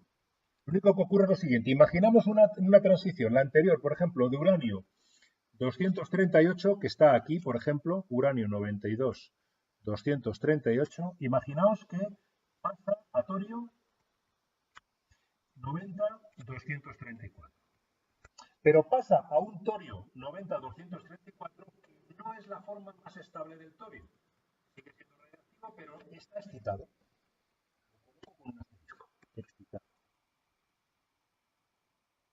¿De acuerdo? El núcleo es el mismo, pero llega a un estado excitado, es decir, la radiación alfa lo deja ahí. ¿Qué ocurrirá después? Automáticamente se produce la desexcitación en forma de radiación gamma. Y aquí sigue la fórmula de Planck, que la vemos ahora por primera vez, no confundir con la de Einstein. Esta es la fórmula de Planck, que me relaciona la energía de un fotón de radiación ultravioleta con la frecuencia. Esta es la constante de Planck, que es 6,62 por 10 a la menos 34 julios por segundo. Entonces, esta es la radiación gamma. Esta es la radiación gamma. ¿Qué ocurre? Que esta energía es enorme. Enorme. Es decir, cuando ocurre, hay una gran diferencia de energía entre un núcleo excitado y el núcleo más estable. Y por tanto, se desprende una enorme cantidad de energía. Al desprenderse esa enorme cantidad de energía, esta energía es de altísima frecuencia, muy alta frecuencia,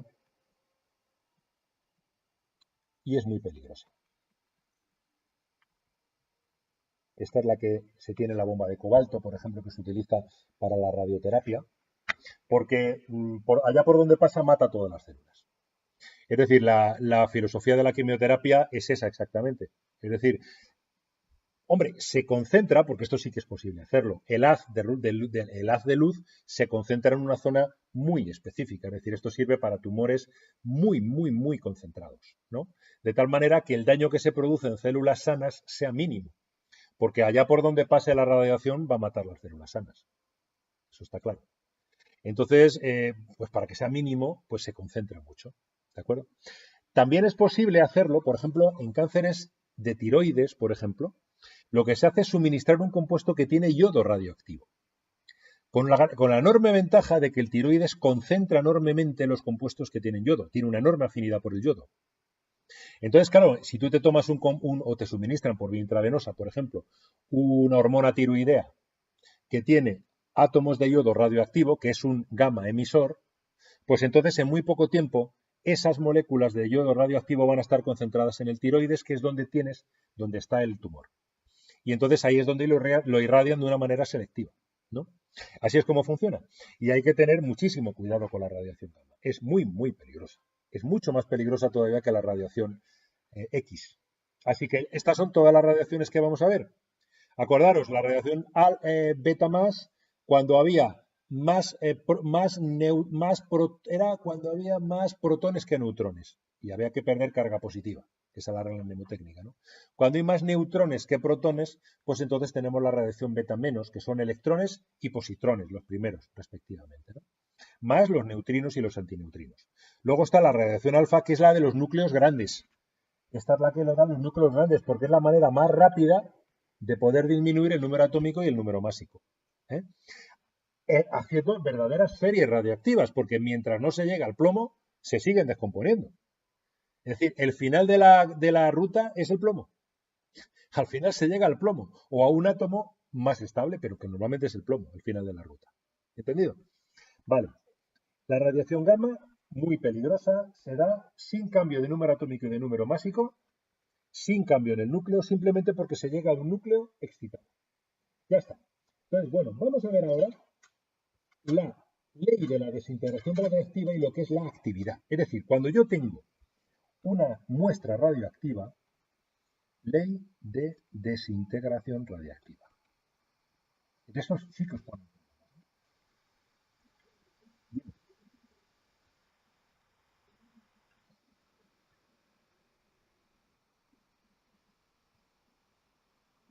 También, sí, sí, todo, todo. Si no he tenido ningún problema, que yo ya no pongo el fuego, no pongo la mano en el fuego ya.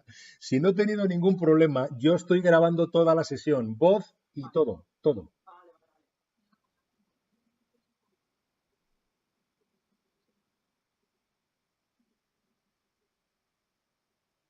Sí,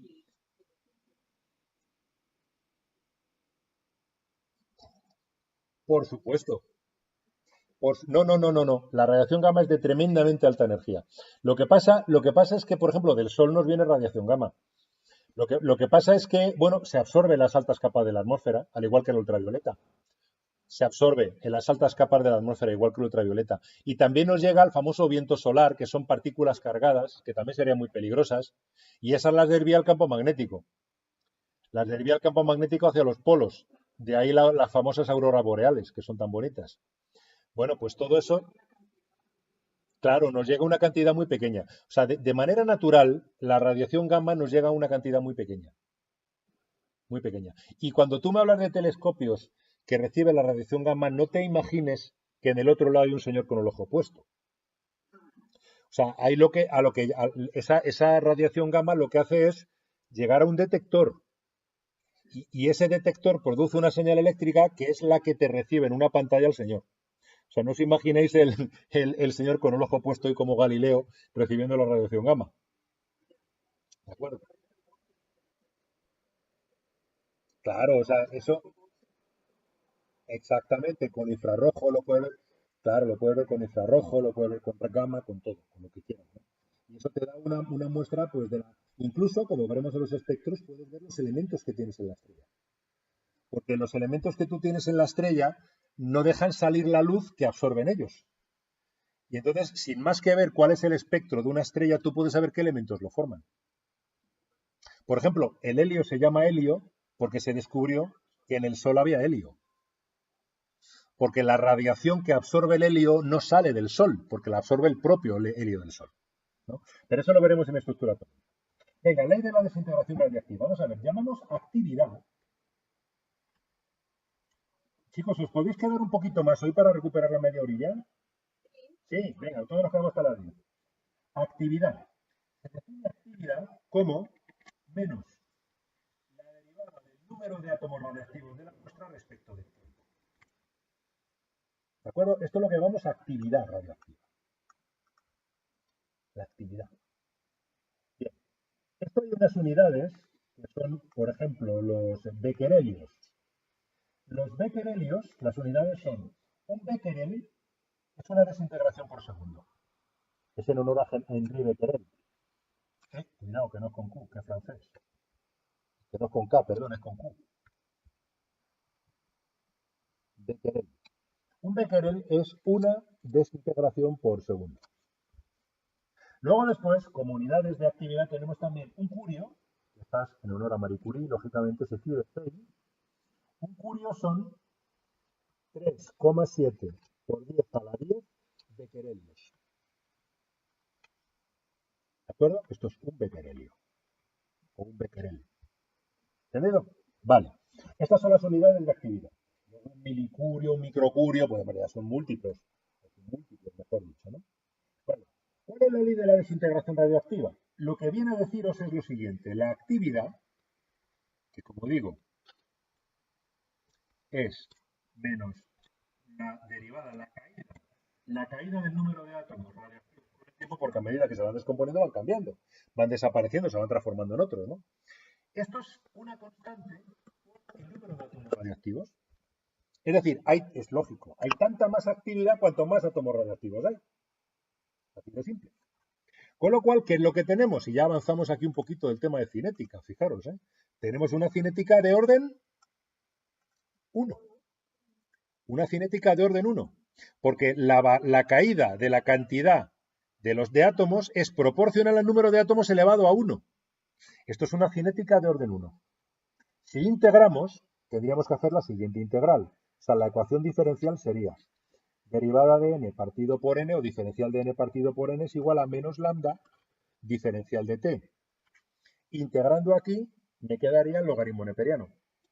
La integral desde n0 y n de diferencial de n partido por n, esto es menos lambda por la integral de diferencial de t entre 0 y t.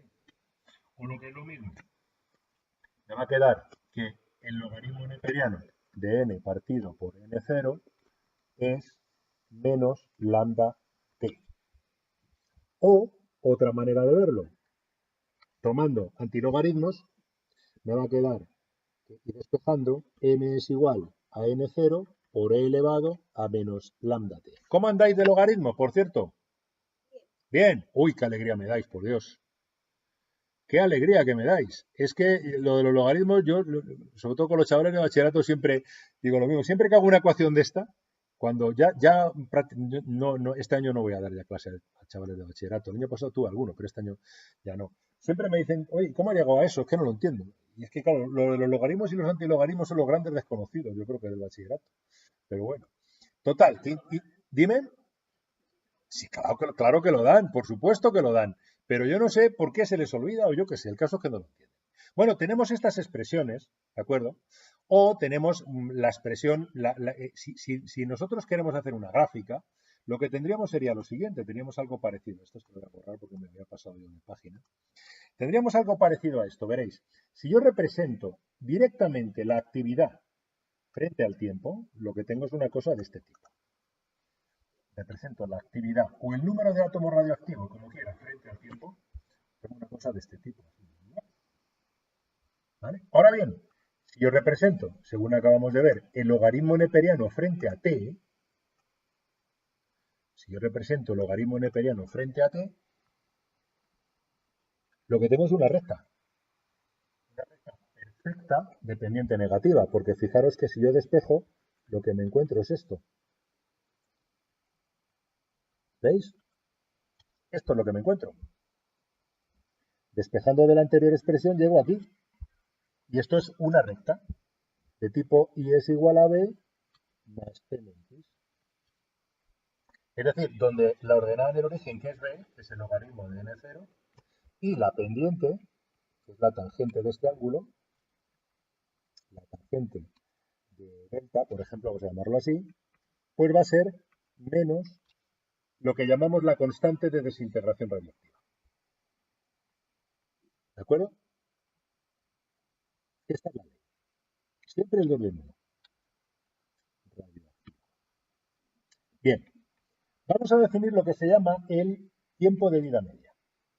Fijaros, si yo me voy, o sea, el tiempo de vida medio, este es un parámetro importante, ¿eh? O semivida, también se la llama, o periodo de semidesintegración, todo es lo mismo. Semivida, periodo de semidesintegración, todo es lo mismo.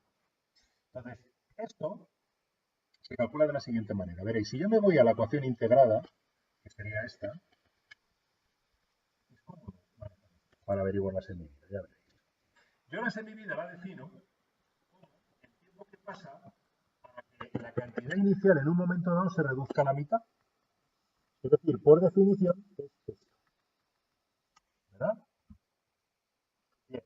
Si tomo logaritmos neperianos aquí ahora, me encuentro con lo siguiente, es decir, este se me va con este, y ahora tomando logaritmos neperianos, me encuentro con que menos logaritmo neperiano de 2, que es el logaritmo de un medio, es igual a menos lambda por t un medio, de donde ya puedo despejar el t un medio.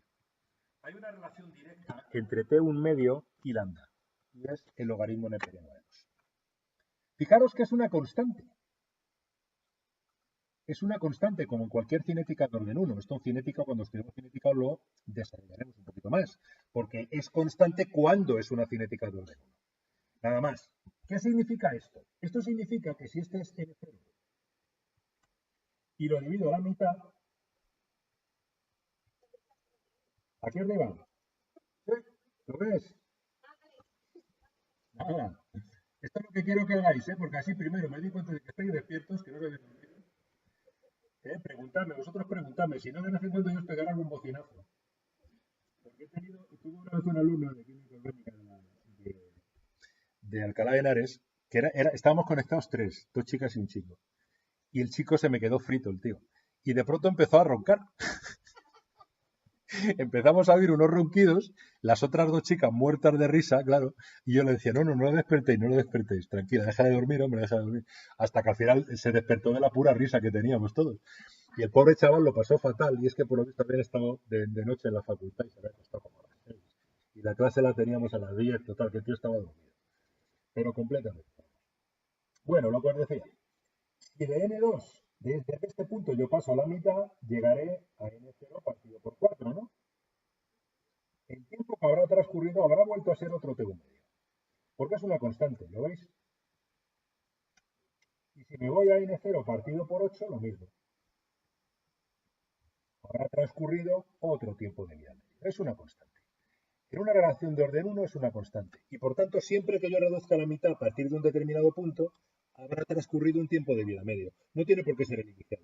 Desde cualquier punto, si reduzco a la mitad desde ese momento, ha transcurrido un tiempo de vida medio. ¿Entendido? Así que así es como se calcula. Y esto es fundamental porque esto es lo característico de cada isótopo radioactivo. ¿Entendido? Esto es lo característico de cada isótopo radioactivo. Estoy intentando buscar por aquí el del átomo de carbono, por poneros un ejemplo. El T1 medio del átomo de carbono 614 es, para que os hagáis una idea, de 5.730 años.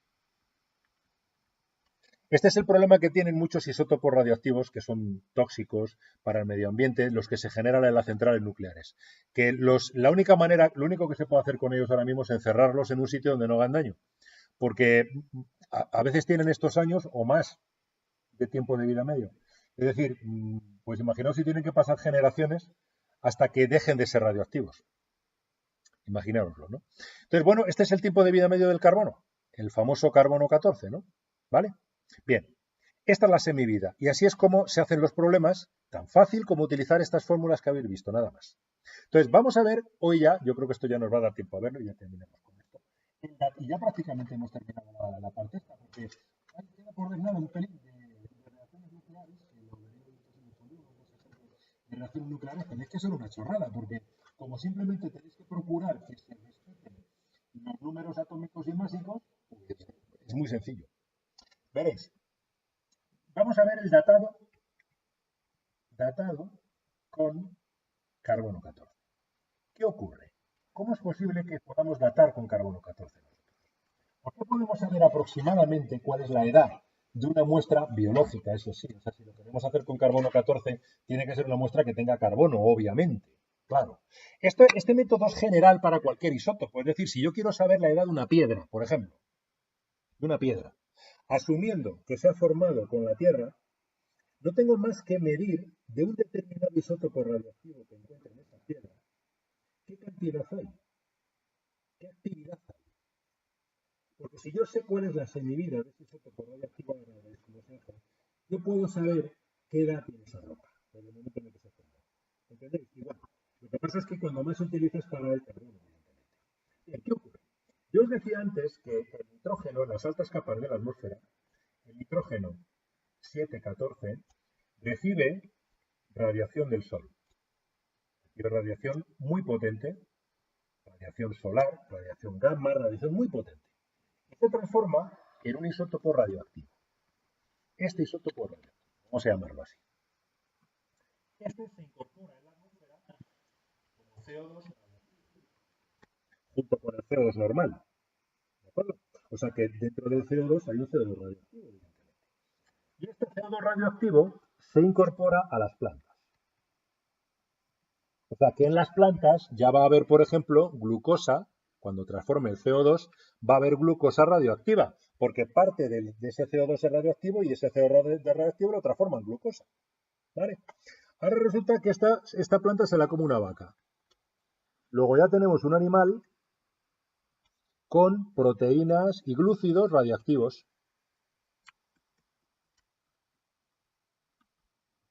Por ejemplo, proteínas, glúcidos, ADN, lo que queráis, radioactivo. ¿Y estos animales quiénes se lo comen? Pues nosotros. Al hombre. Y tenemos lo mismo. Todos nosotros somos radioactivos. Todos. ¿Qué ocurre?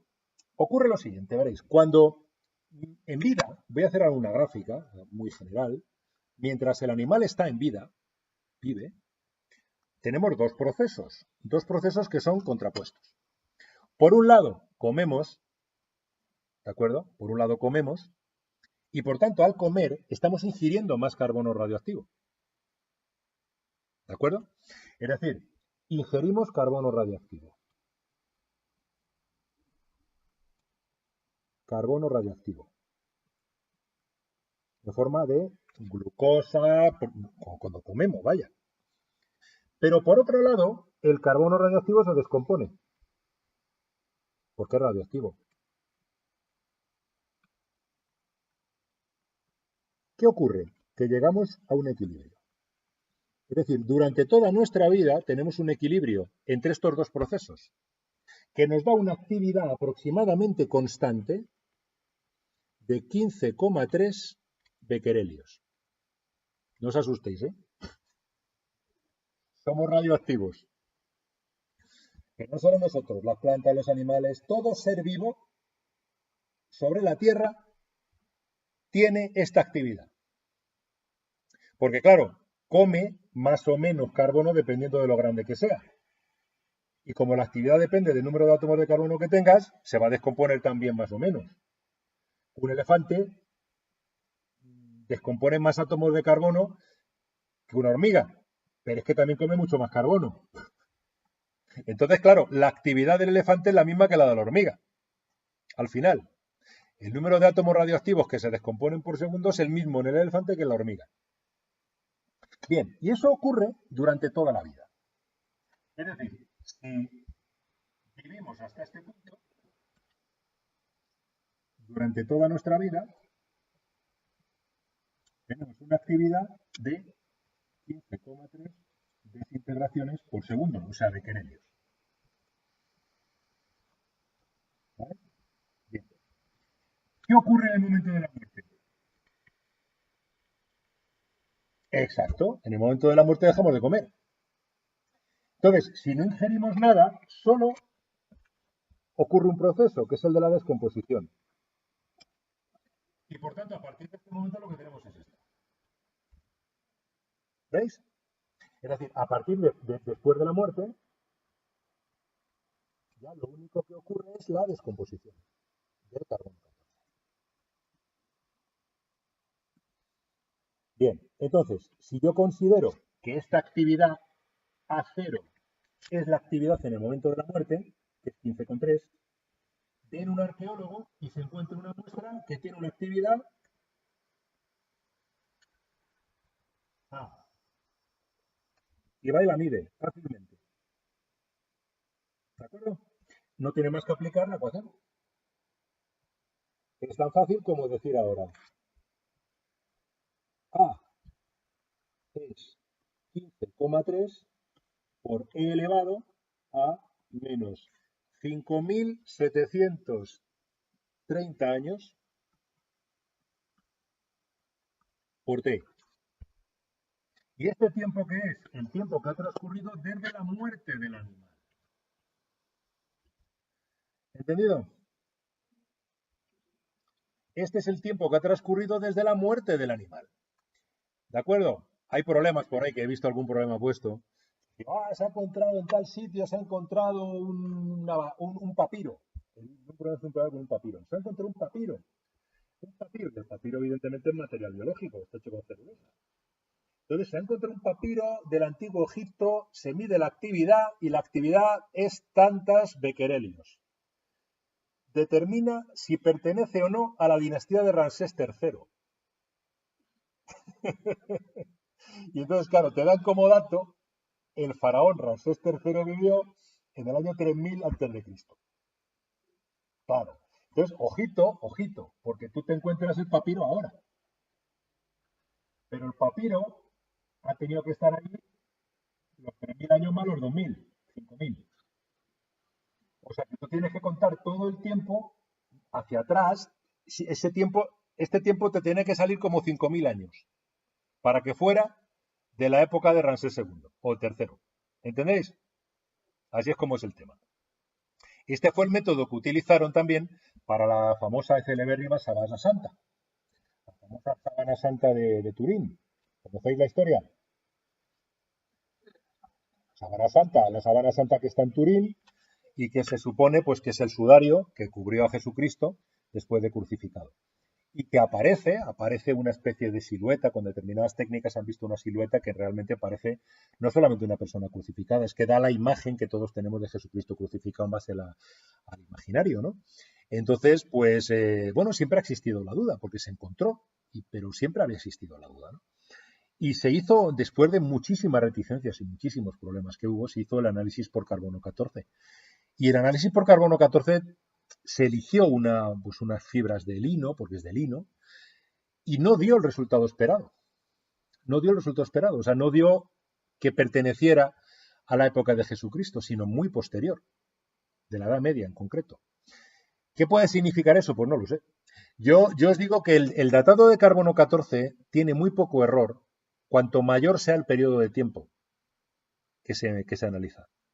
A mí me da que con una vida media de 5.730 años, el poder determinar unos 2.000 años que puedo hacer más o menos de la muerte de Cristo, a lo mejor el error que se está cometiendo es demasiado grande. ¿Entendéis? O sea, esto es perfecto, por ejemplo, para un hueso de dinosaurio. Para un hueso de dinosaurio es fantástico, claro. Pero para acontecimientos que han ocurrido ya en etapas más contemporáneas, pues hombre, se comete mucho error, ¿no? No lo sé. También se explicó que, bueno, que había sufrido la sábana santa, había sufrido arreglos en la tela porque se había destrozado y tal, y que habían utilizado telas posteriores y que a lo mejor pues la tela, el trocito que utilizaron para hacer el análisis era de una tela posterior. Es posible. El caso es que, bueno, pues aquí está el análisis, es como se hace. Y nada, simplemente acordaros, aunque esto es dato, pero acordaros, porque esto no es difícil de recordar, que la actividad de cualquier ser vivo está en el orden de los 15 becquerelios aproximadamente, 15 desintegraciones por segundo. ¿De acuerdo? No os preocupéis que no es peligroso en absoluto, no nos pasa nada por ello, ¿eh? O sea, hemos vivido desde tiempo inmemorial con ello, porque el carbono 14 existe desde tiempo inmemorial y estamos comiendo carbono 14 siempre. Entonces, y bebiendo agua tritiada también, y cosas peores. Entonces, pues bueno, así es como se calcularía. No habría más que despejar de aquí o de la de arriba. Si queréis, podéis despejar también de la del logaritmo neperiano. Pues el logaritmo neperiano de A, esto sería igual al logaritmo neperiano de 15,3 menos 5.730 por 2. Y de aquí despejaréis este, sencillamente. ¿Vale? Ya está. Este sería el datado radioactivo, que de estos ponen también problemas. Y sí que me va a dar tiempo, y con esto terminamos la parte. El tema del núcleo no vamos a acabar hoy, porque simplemente os voy a poner unos ejemplos de lo que son radiaciones nucleares, reacciones nucleares, de lo que son reacciones nucleares y de cómo se manejaría aquí el tema de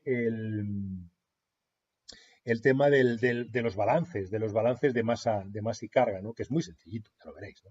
Entonces, vamos a ver cómo son las reacciones nucleares. Las reacciones nucleares se parecen mucho a las reacciones químicas. Tenemos unos reactivos y unos... Dime.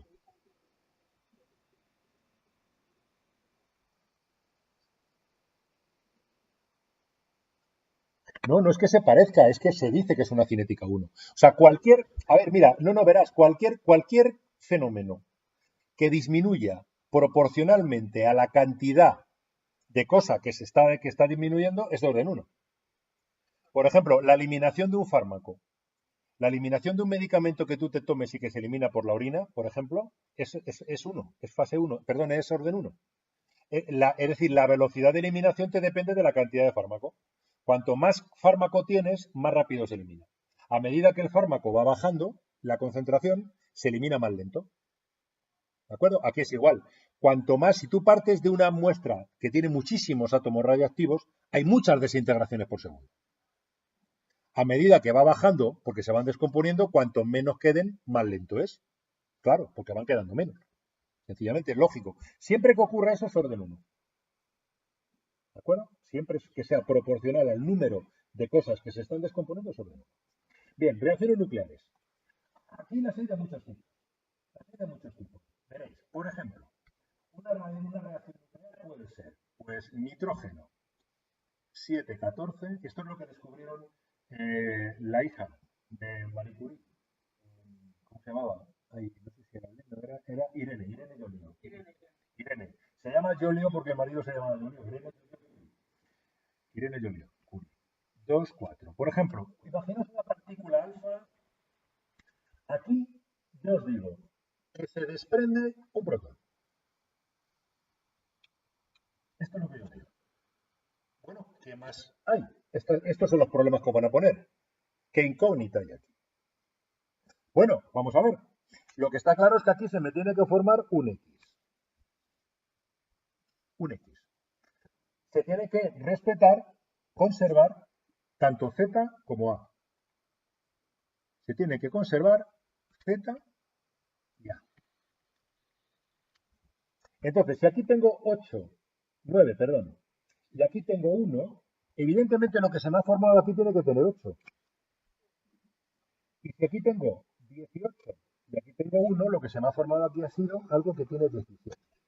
¿Sabrías decirme qué átomo es el 817?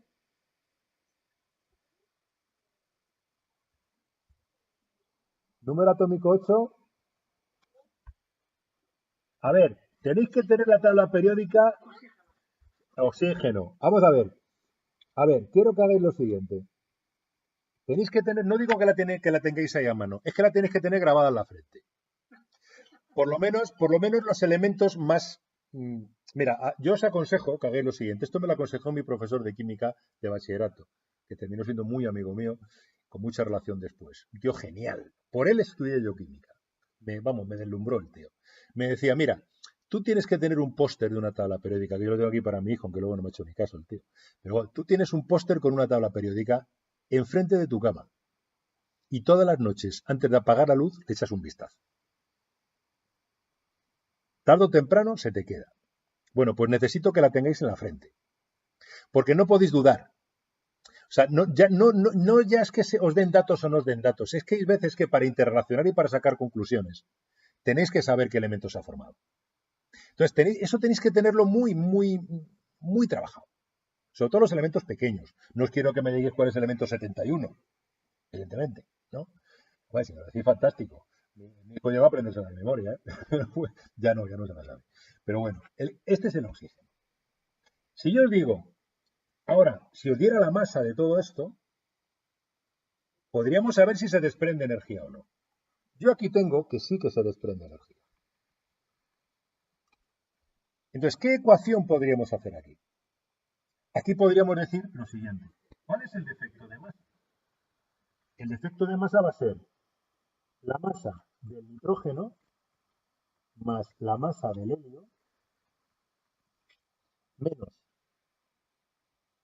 la masa del protón más la masa del oxígeno. Este es el defecto másico. Si me la dieran, podría calcularlas. Bien, esta energía que se va a desprender va a ser este defecto másico multiplicado por c cuadrado. Así de simple. ¿Lo veis? Esto es lo que os van a pedir siempre. Esto es lo que os van a pedir. Hay un problema muy chulo, que os lo pasaré, en el cual se hace una reacción nuclear con el uranio, que es la reacción real. O sea, la reacción nuclear verdadera, digamos, la del uranio, la de las centrales nucleares, es el uranio 92-235. No me la sé de memoria la reacción, la tenéis en un problema. Pero veréis. Dime.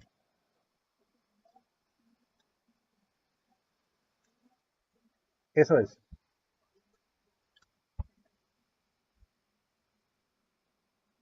Exactamente. Y el neutrón 0,1. El electrón -1, 0. Eso es. ¿Entendido? Ahora pondré algún otro ejemplo. Esta es una reacción nuclear. Entonces, en la reacción nuclear, el uranio absorbe un neutrón para dar dos, que no me acuerdo cuáles son. Lo tenéis en un problema. No lo tengo. Es que lo estoy intentando buscar por aquí, pero creo que no lo tengo. No está en concreto, pero está en un problema por ahí. Tampoco me preocupa mucho porque están... Ah, mira, sí, aquí está. Justo, la tengo aquí. Sí, ya me extrañaba a mí.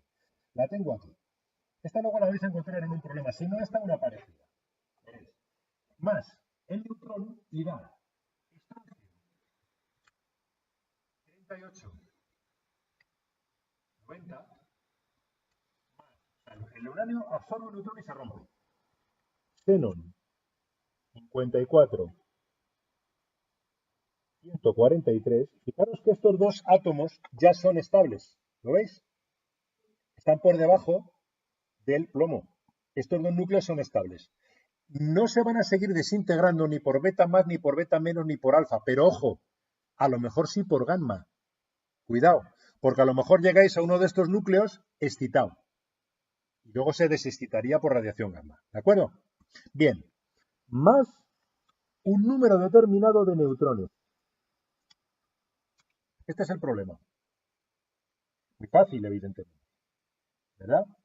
Porque, fijaros, como se tiene que conservar el número atómico y el número másico, podéis plantear fácilmente dos ecuaciones, esto lo hacéis si queréis como ejercicio, y obtendréis que A es 3. Para que se pueda cumplir el Z y el A tiene que ser 3. Claro, de ahí la reacción nuclear.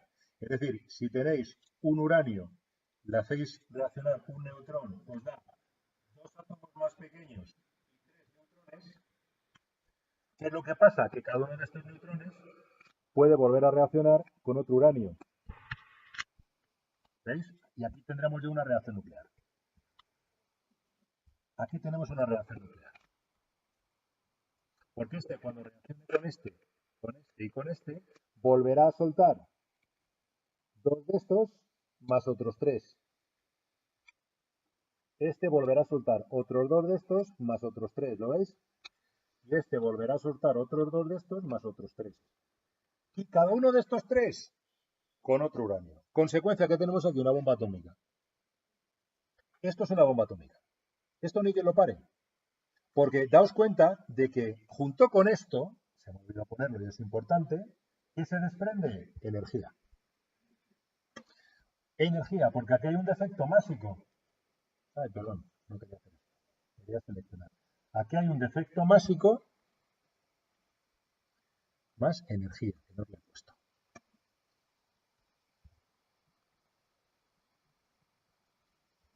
Entonces, fijaros, si en cada una de estas se desprende energía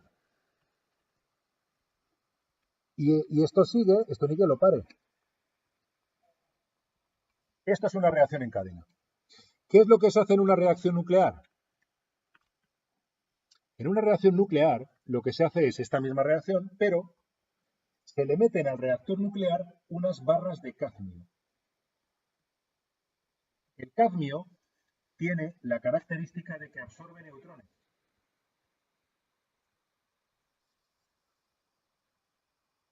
¿Entendido? El cadmio absorbe neutrones. Entonces, si yo voy a hacer esto mismo, porque es cadmio metal, todavía no estáis acostumbrados a lo del cero, es cadmio metal, es el estado de oxidación. ¿vale? Es el estado de oxidación. Cadmio, metal, no una sal de cadmio, ¿vale? Vale. Bueno, en realidad serviría una sal de cadmio también. Imaginad que yo meto aquí cadmio y al meter cadmio, el cadmio me absorbe estos dos. Con lo cual, me ha eliminado todos estos. Y al llegar aquí me absorbe estos dos. ¿Lo veis? ¿Qué consigo con esto? Una reacción controlada. ¿Lo veis? Con esto lo que consigo es una reacción controlada. De manera que dependiendo del número de barras de cadmio que yo le meta, esto es muy chulo de ver, dependiendo del número de barras de cadmio que yo le meta, me produce más o menos energía. Claro, si yo le meto barras de cadmio de tal manera que me absorba todos los neutrones, ¿qué pasa?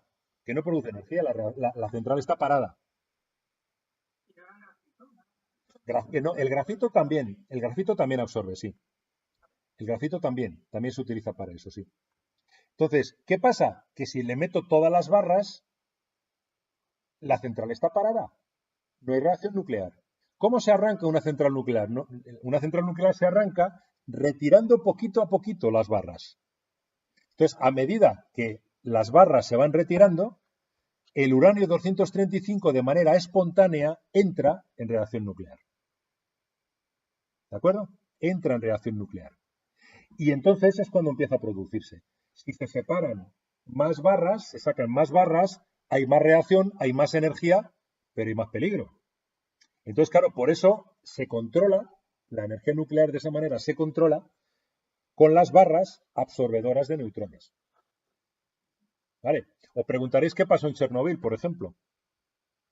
Pues en Chernobyl lo que pasó fue que en la Rusia de entonces no había control sobre las centrales nucleares. La central de Chernobyl era una central nuclear diseñada para la producción de plutonio para bombas atómicas. No estaba diseñada para la producción de energía civil. Eso supone que todos los sistemas de seguridad son completamente diferentes. Y entonces, una central diseñada para la producción de plutonio no se puede utilizar para la producción de energía. ¿Qué ocurrió? Que la estaban utilizando para la producción de energía. Y no solo eso, decidieron hacer una prueba para comprobar la estanqueidad y los sistemas de seguridad. Y la llevaron mucho más allá de donde el reactor podía aguantar. Es decir, retiraron muchas más barras de cadmio, por decirlo de alguna manera, de las que debían. Y aquello evidentemente petó. Aquello petó. Que curiosamente, aunque explotó, no fue una reacción nuclear. O sea, el problema no fue una reacción nuclear. El problema fue en que se produjo tantísima energía que estalló toda la caja del reactor. Y entonces liberó una nube radioactiva tremenda que se extendió por toda Europa. El problema no fue una reacción nuclear, porque si hubiera habido una reacción nuclear, pues no es que hubiera habido malformaciones, es que hubiera arrasado con Ucrania probablemente. O sea, no hubo una reacción nuclear, lo que hubo fue un escape nuclear, provocado porque se sobredimensionó el reactor nuclear. Y entonces se llevó más allá de donde podía aguantar, sencillamente, y explotó. Pero repito, no fue una reacción nuclear, ¿eh? Fue una reacción de que había demasiada energía para el sitio donde estaba confinada y simplemente explotó. Bueno, señores, pues ya veis que al final lo hemos podido dar bien. Espero que el próximo día empecemos sin problemas, que yo creo que ya estoy seguro que no habrá ningún problema, porque una vez que arrancamos ya se afinan las cosas y esto ya no hay ningún problema. Entonces, cosas, vamos a ver. Hemos terminado ya el tema de núcleo. Próximo día daremos estructura atómica y os pasaré ya los problemas para que empecéis a hacerlos, ¿de acuerdo? Ahora por la noche en un ratillo os voy a subir ya también el vídeo, os va a llegar un link, os subí el link ya, ¿no? También para los vídeos, ¿no? Sí, es que están en una carpeta diferente. O sea, los vídeos no os van a aparecer donde va a estar el PDF, en una palabra. ¿De acuerdo? El vídeo no os va a aparecer donde está el PDF. El vídeo está en otra carpeta. Esa carpeta a vosotros no os va a aparecer en vuestra Dropbox. Y está hecho adrede, porque los vídeos ocupan un montón de espacio. Entonces, con unos cuantos vídeos llenaríais vuestra carpeta, porque vosotros lo que tenéis es la versión gratuita de Dropbox. que llega hasta unos 5 gigas. Eso con unos 5 o 6 vídeos está lleno. Y entonces es un problema porque ya nos dejaría grabar más. ¿Qué es lo que yo hago? Lo que yo hago es grabar los vídeos en otra carpeta y pasaros un link de manera que podéis entrar vosotros a esa carpeta y ya vosotros podéis elegir. Si queréis descargaros el vídeo, lo podéis descargar, que es lo que yo os aconsejo. Porque si queréis visualizarlo en Internet, solo os deja ver 1 hora. Entonces, como estos son 2 horas, más o menos, pues yo os aconsejo que los descarguéis. Lo descarguéis a local, o lo descarguéis a un pendrive, o lo descarguéis a donde queráis, a un disco duro externo, donde queráis, porque se os va a descargar en formato MP4. ¿De acuerdo? ¿Vale? Y eso ya lo tenéis ahí y ya está.